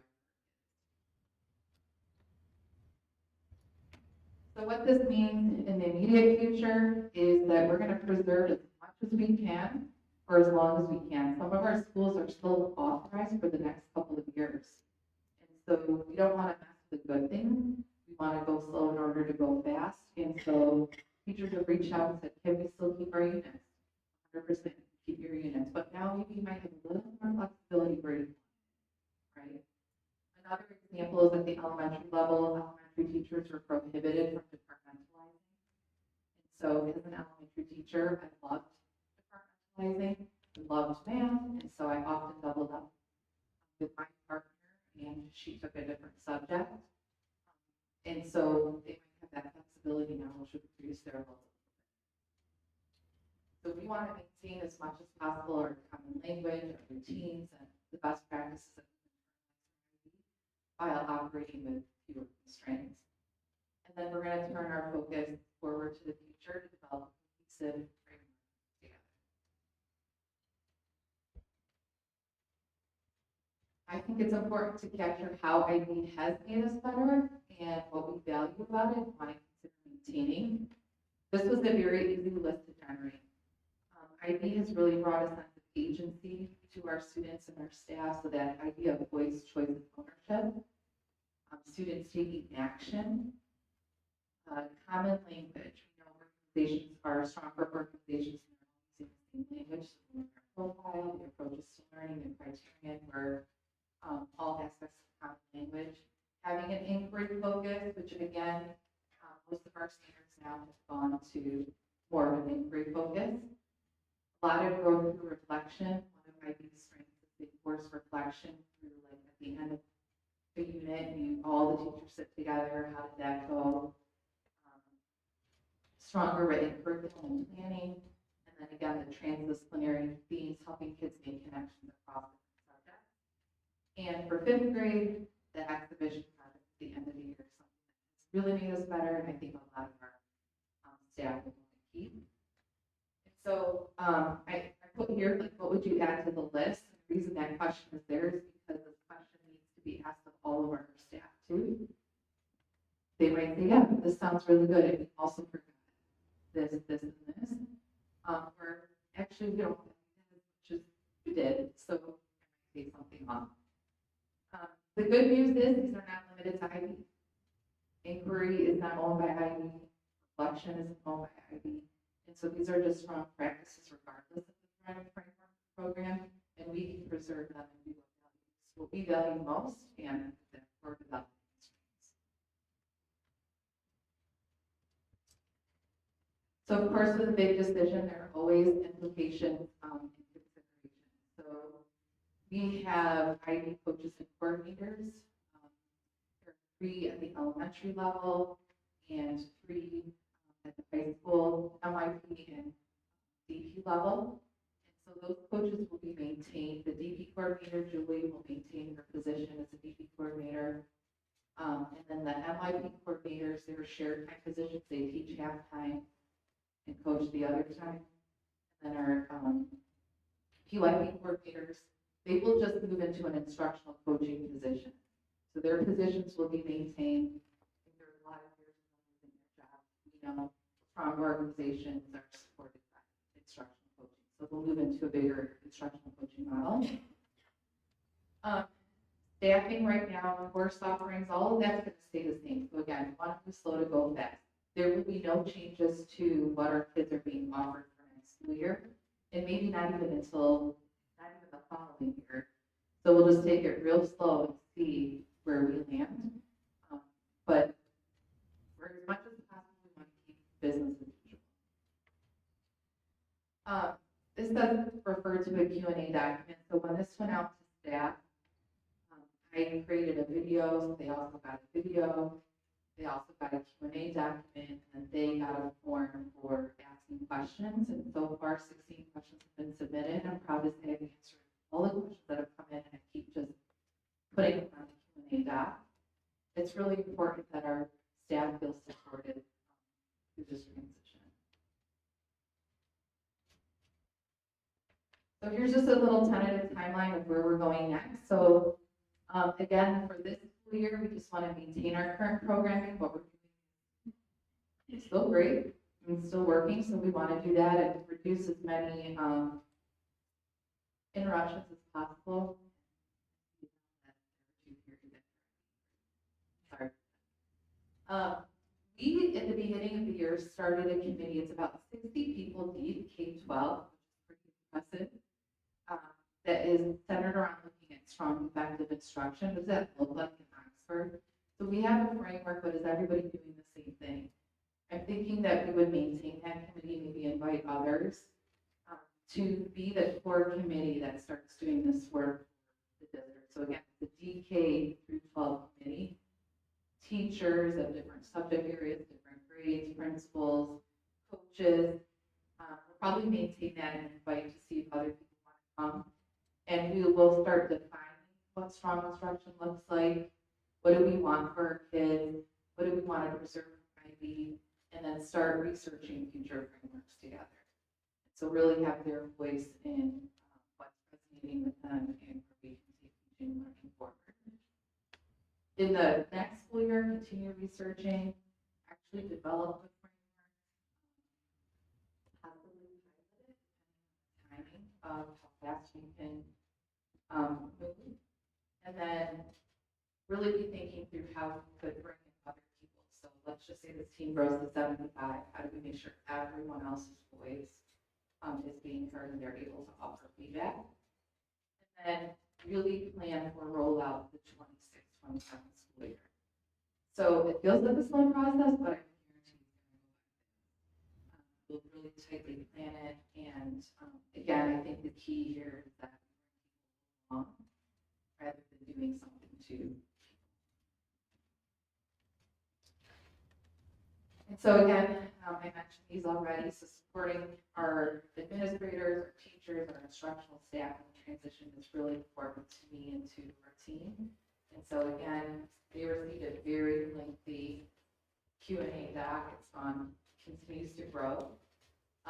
I sent them a form to ask questions that were not on the form, or not answered in the video that I made. And so again, I submitted questions. I was checking it last night. We're still at or a little bit ago, we're still at 16, so we're good. We've encouraged people to talk directly to their coordinators and administrators, for us to get more feedback on how they're feeling and what they're thinking. And a lot of people have expressed feelings to me, and I'll just say that, tell me more. I'd like to understand what you're feeling, why you're feeling that way, because I don't want to have any blind spots as we move forward in our future planning. And then, again, I read it earlier.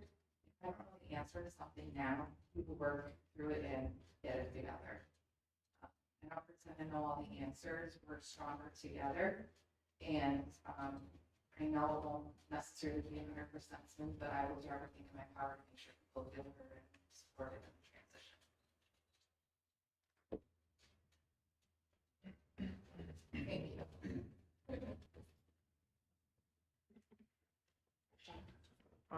Yeah, just a quick comment. I want to thank you guys for taking the stance of going to our subject matter experts and getting not only the opinions, but the feelings of our educators, our teachers, and it sounds like, at least from what I heard tonight, and correct me if I'm wrong, but at least at this point, there's going to be no one that is going to lose their job during this transition, so I think that's really important. So I just appreciate the tactic and the strategy that you guys had, so thank you. Any other questions, comments, James? I know it's been a long time that we've been doing this, but I'm also know that we've learned and grown quite a bit through this process. And just because we're not going to be accredited for it, kind of rest assured that we can take the best of IB with maybe not some of the restraints around it. And I think it's just going to make us even much stronger, more stronger. I'm probably not saying that correctly, but it's a win-win. I see it, right? That we can keep those aspects of it in there and stuff. I know my son in particular struggles with some things and was limited on some of his choices and electives. And so he heard this and he's like, so I can do these other things now? Things that I want to do? And I was like, yeah, possibly. We just got to see how it works out and stuff. So I'm sure if he's one, and like you said, there's others that are out there and stuff. But yeah, we still have the program for the ones that want to do the IB diploma. And so, I don't think it's a total loss and stuff. So I know it's a lot of hard work, and it's probably a piece of you feels like it's going away, but just know I think it's just going to grow and be bigger. So thank you for putting the time along with you and everybody else in this. The middle school, a few of the middle school kids kind of like work on it back, and right there it goes again, the background. In the background, they did a little survey and like surveyed each other and like approached a couple of their teachers, like how could we do this? And that was presented to me by their administration. So, I mean, when kids do stuff, it like really gets hard. So, yeah, I appreciate that, James. You're right. All of this is not for that, right? This is internalizing who we are, only better. Yeah, I'll just echo, and thank you for the presentation. You can tell how deliberate, a lot of the questions that I had, you answered like preemptively, right, going down. And so I just appreciate, I could see how deliberate and thoughtful you were, because I know it's close to you, and I appreciate that. So. You learn in life sometimes the right thing and the hard thing are the same. Thank you. Thank you. Anybody else have anything for Anita? Oh, sorry. Oh. Okay. Thank you very much. I appreciate the thoroughness of your presentation. All right. Well, I guess we're up to the riveting, Mr. Fitzgerald. Oh, Courtney, you have big shoes to fill. Riveting, Courtney. Both, technically.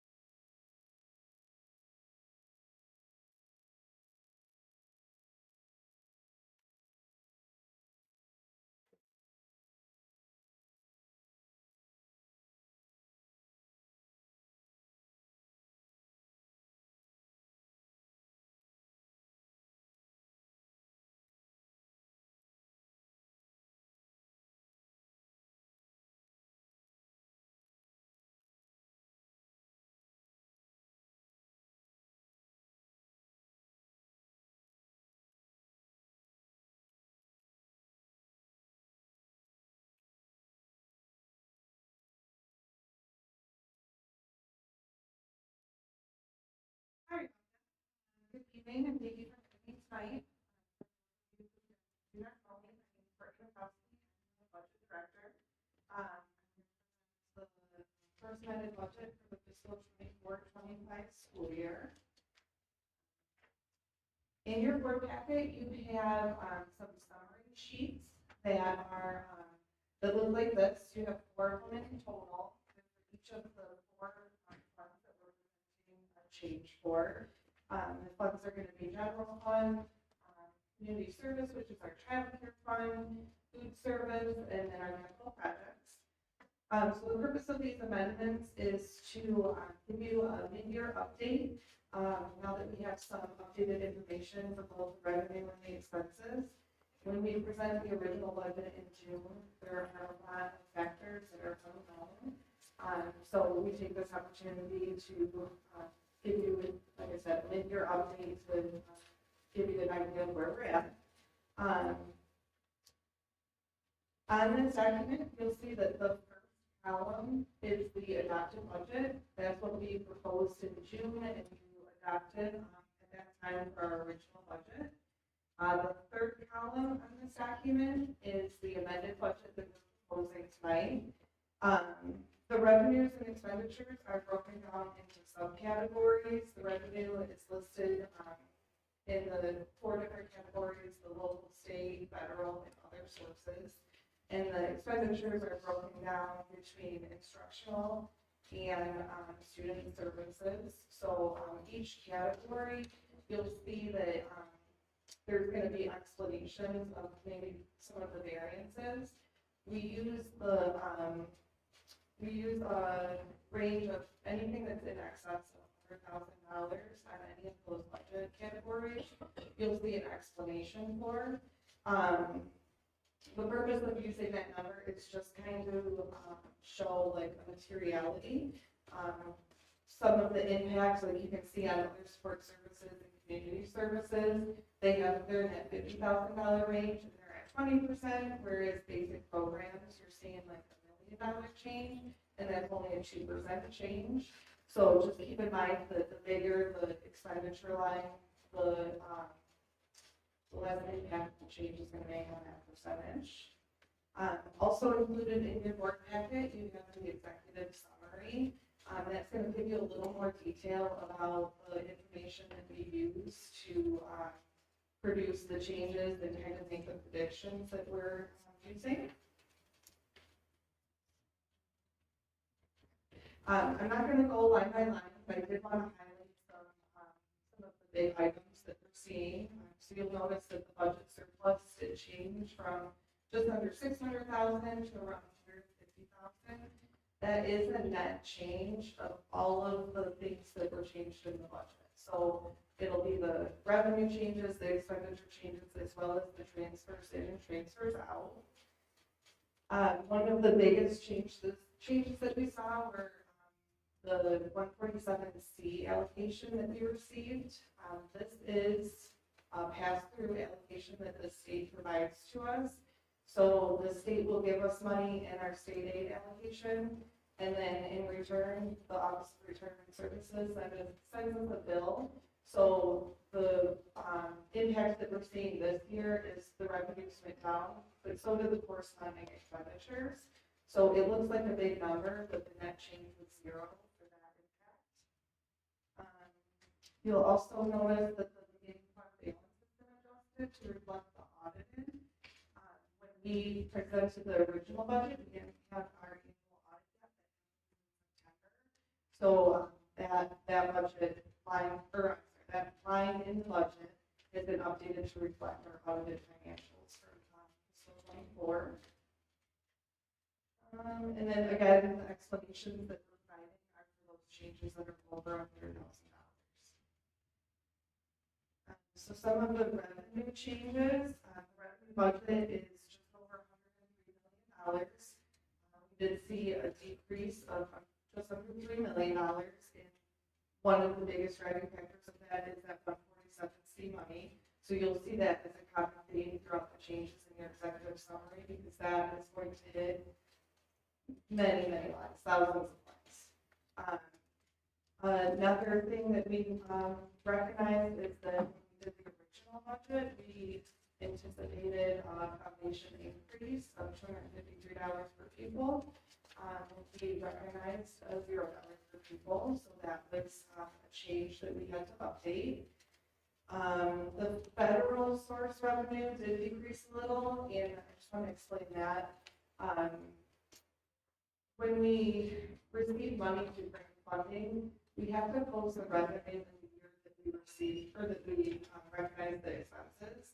So the ESSER and the AEP grant were both multi-year grants. So once we had our final audited numbers for fiscal '24, some of the expenses we anticipated going in 25 ended up being in '24, so we had to put the revenue in '24, so it looks like there's a decrease in funding, but it was just a swing to the prior year.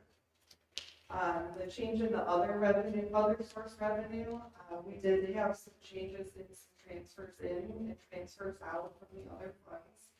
So we are looking to transfer money to the capital projects fund, and then we also have indirect costs that we charge to our other funds like community services and food service. And that indirect cost is used to offset the expenses for things like business services, HR, curriculum, and all those things that we don't directly post right to those funds. The expenditure budget, like I said, we decreased in revenue, we also decreased in expenses. So I outlined a few of the big ones that we see the change. Like I said, again, the 147C is one of the biggest factors, so that every expenditure category we have has salary and fringes in it, so every category was hit by that categorical. Like I said, the other support services, the community services, you're seeing that those numbers, the net impact, or the net change is a small number, but it's a big impact to those percentages just because the amount in that line is so much smaller. So we had that discussion that came through the board. Did that explanation provide what you're looking for? Yeah. Okay. Okay, so the other funds that we have, the Community Service Special Revenue Fund is the fund that we use to track our child care program. This program received substantial increase in funding this year as part of the Free Preschool for All initiative coming from the state. So Ann Robb, our director of child care, was able to open 3 new classrooms and expand 3 classrooms. So while she received additional revenues, she also was experiencing additional expenses for those. She did have some one-time expenses to get those programs started. So there were things that needed to be purchased, such as furniture and teaching supplies and curriculum for the programs. So those expenditures were increased as well as their salary and fringes to be able to staff the building or staff the classrooms. The Food Service Special Revenue Fund, that also had a change in the expenditure. That is reflecting the kitchen. I know that you haven't officially approved that yet, but we did put it into the budget because we're anticipating that that cost is going to be more accurate than what we had in the original budget. A few things that came up in the Finance Committee meeting that I want to talk about today. The Food Service Fund has an excessive fund balance.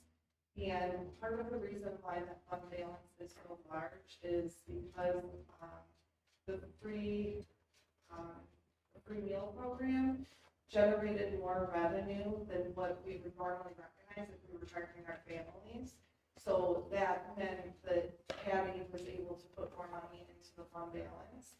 The state recognized that that was a common theme across many districts in the state, and they are requiring them to do a spend down plan. So they're allowed to have in their in their fund balance, they're allowed to hold 3 months of operating expenses, and anybody that's in excess of those that CAP, they need to have a spend-down plan submitted to the state. Patty's spend-down plan includes the capital expenses that we have asked for approval for the kitchen, and then also the improvements that she made to the middle school. We need to be careful to use that spend-down plan with one-time expenses, because although we think the free meals for everybody is going to be around forever, it might not be. So we want to make sure that we're not extending into expenses that we can't maintain in the future.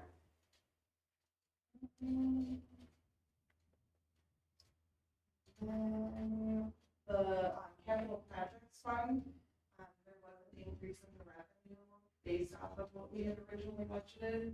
That is Mr. Fitzgerald worked with SETSEC to get insurance settlement. So that was the revenue that we recognized from the insurance settlement that we received from SETSEC.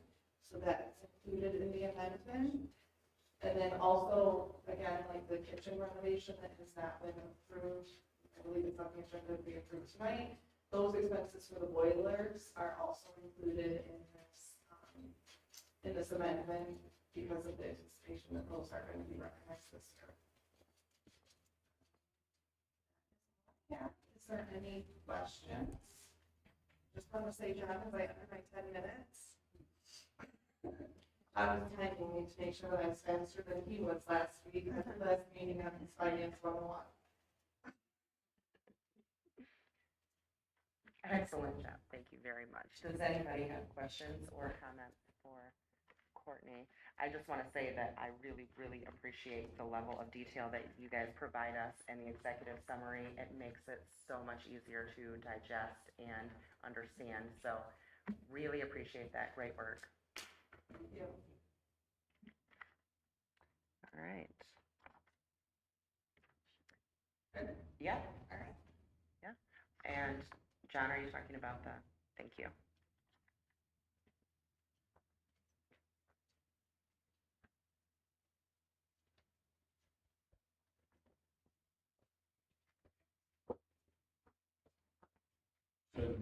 Also on the agenda is the bid awards and first prize MASB, so the second meeting and request for approval. One pertaining to boilers, two boilers at the OAC facility and one for Lakeville.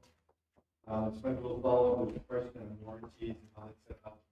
With the vendor, there's a 1-year warranty on the labor and installation fees for all 3 units, and then there's a 10-year limited warranty for all units. And then also there's the kitchen renovation bid award, and we spoke to that as well. We did work with some of the plans on that and did a preemptive adjustment to the outside, the overall scope of the project. So in terms of, we're still asking for the same authorization level, but we think we're going to get it down to 71,000 based on some changes and alterations along those. You can, if you'd like, you can amend the dollar amount. Just authorizing. Any questions? Any additional questions for John?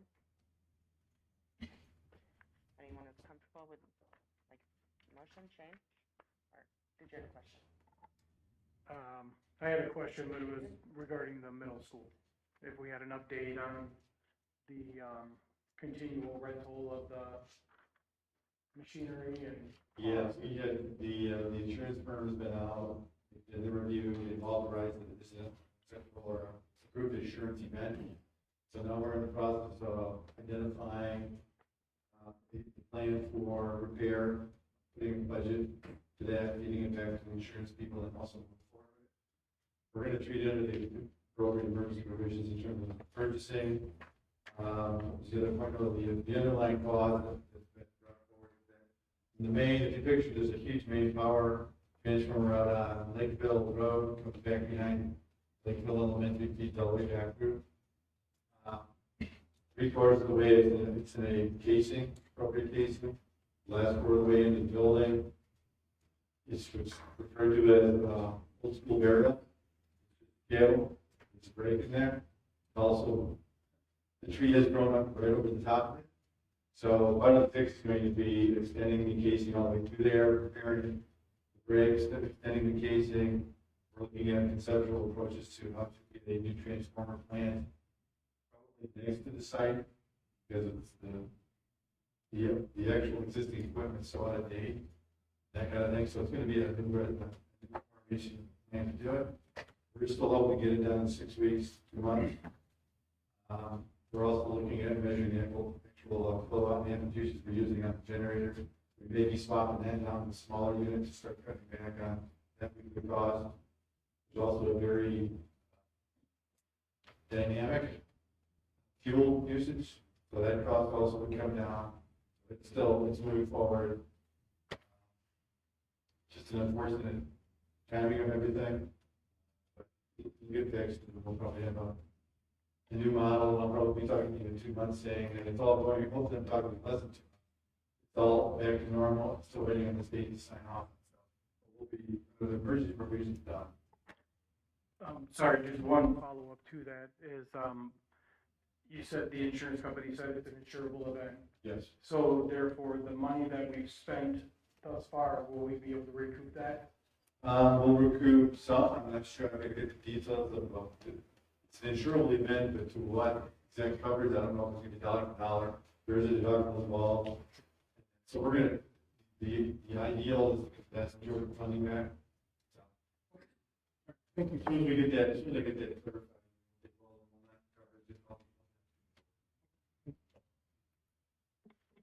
Thank you. Anybody else? Thank you. All right, thank you, John. Would anybody like to make a motion? I can do that. Move Mike to Whitney? approve the bid awards as presented. Support. Shane, thank you. Any discussion? All those in favor? Aye. Any opposed? Sarah Beth, nay? Thank you. All right, motion carries. Moving into Allison's School of Choice. We're just here to vote based on the document that I presented last week. Any additional questions for Allison? I didn't see any this week. Okay. Would anybody like to make a motion? I can. Move to approve the first schools of choice for fall of 2025 as presented. Support. Mike Whitney, thank you. Any discussion? All those in favor? Aye. Any opposed? Motion carries. Thank you, Allison. All right, moving into schedule. Thank you.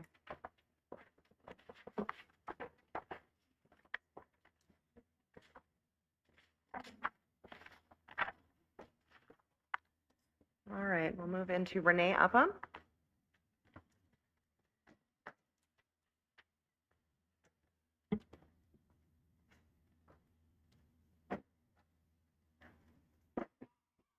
Good evening.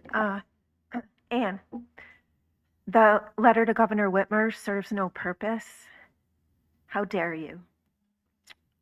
As evidence tonight, this district will spend hours talking about the correct terminology for mission statements and themes, yet spend 0 hours talking about the worst thing that ever happened in this district. James, I have never seen you stand up more than when you stand up for putting obstacles up for families trying to get accountability. That is about the only time I see you fight for something. Just a reminder, please address. I don't understand it. I don't understand this board. Thank you for those of you that did stand up for the letter. You talked about kids today, students today, what you owe them, okay? You owe my student. You owe the 1,600 that were in the building that day. You owe the 4 families. How convenient to forget them.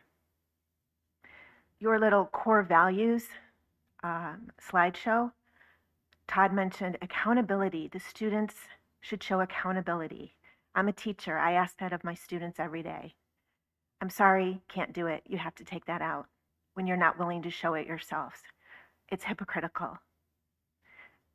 I haven't been here in a while, and I'm totally reminded tonight why I stopped coming. I don't understand your thinking. Your arguments were dim. I don't respect them. If you have a better idea, where have you been? Where have you been for 3 years? We've been here. We've been waiting. We've been advocating. We've been looking for a solution. Here's a solution, a letter. A letter.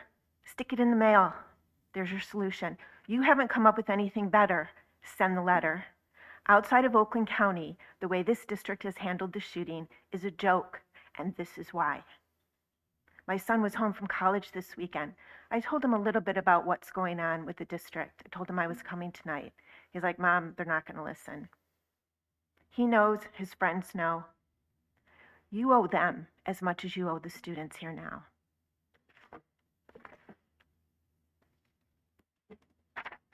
Thank you, Renee. Corey Vanderkay.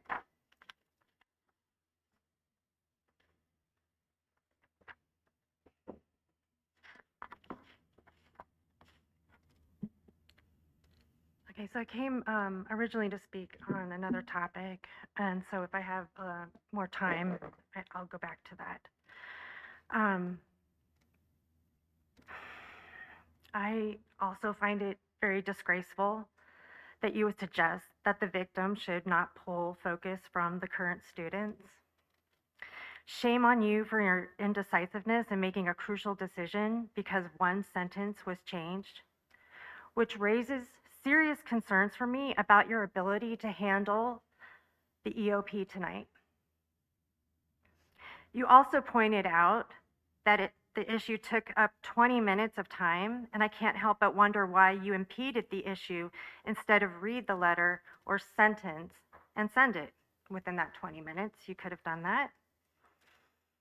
This request to approve a letter to the governor is still very relevant. My kids are going to be here for another 5 years. Well, one of them will be here for another 5 years. So I am very invested in this school, in this community. The request to approve the letter to the governor is still very relevant. It must be addressed promptly. We have a moral obligation to advocate for all students who were here on November 30th. Even, or especially for those we lost, especially for those that were shot, especially for those that were in close proximity, and it just keeps going out. You discussed the OVA and non-resident students extensively, yet you say an investigation is irrelevant to the current student population, and you specifically mentioned resident students.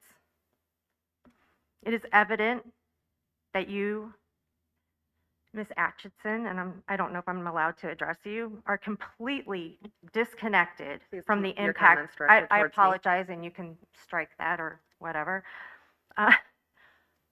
You're completely disconnected. A person on the board is completely disconnected from the impact of the tragedy. Your actions display a lack of empathy towards the most vulnerable members of our community. I think you've demonstrated tonight why an investigation is necessary. So that's what I have to say to you in response to the governor's letter tonight. I originally came here because we've been receiving email communications from OMS that I think are, I don't know, I want to say they're lacking in some important information. If you don't mind, if I could just go for one more minute. Could you try to wrap up I'm in the sorry. 15 I know, I'm seconds? completely, I don't know, I'll have to come back. I think that the tone of the messages need to reflect the severity of the situation. I think, I'll just wrap it up right here. In the explanations, in the emails that you've been sending out, I think it's time to provide a clear, succinct explanation of the incidents. This explanation should be honest. Honesty does not mean revealing every detail. We understand that you can't tell us information such as names of individual students. However, minimizing or distorting the facts of what happened will only create mistrust and doubt, which I have, among those receiving the messages. If the school is at fault, apologize immediately as needed.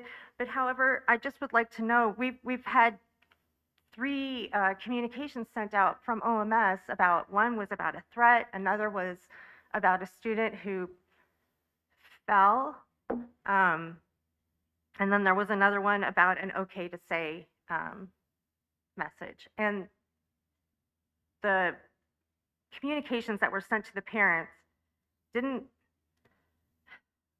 tell us what was done to a student who made a threat. I guess like what I want is I want an email sent to the whole school community that tells us what happens if a student makes a threat. Are they suspended? What is the consequence? I don't think there's a clear message that the school has sent on what happens if a student makes these threats.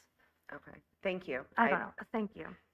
I think we would all appreciate if you would email or maybe Yeah. give us some, I know you didn't have enough time to wrap up. No, and I but just got we're caught happy up in. to listen, and it sounds like at our next, in March, we'll have Okay. open time before too, and I would love to have dialogue, so Yeah. thank you again.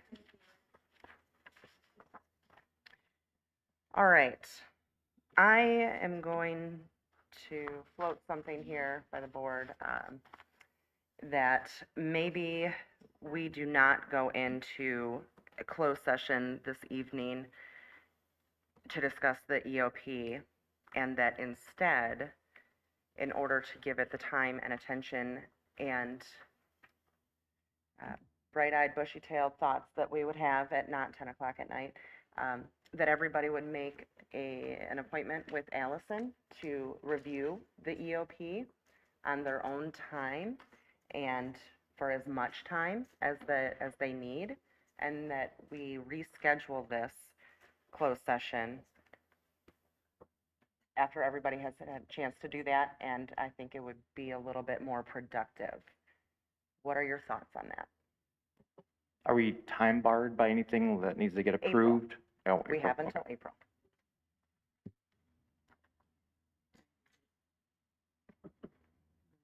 Agree?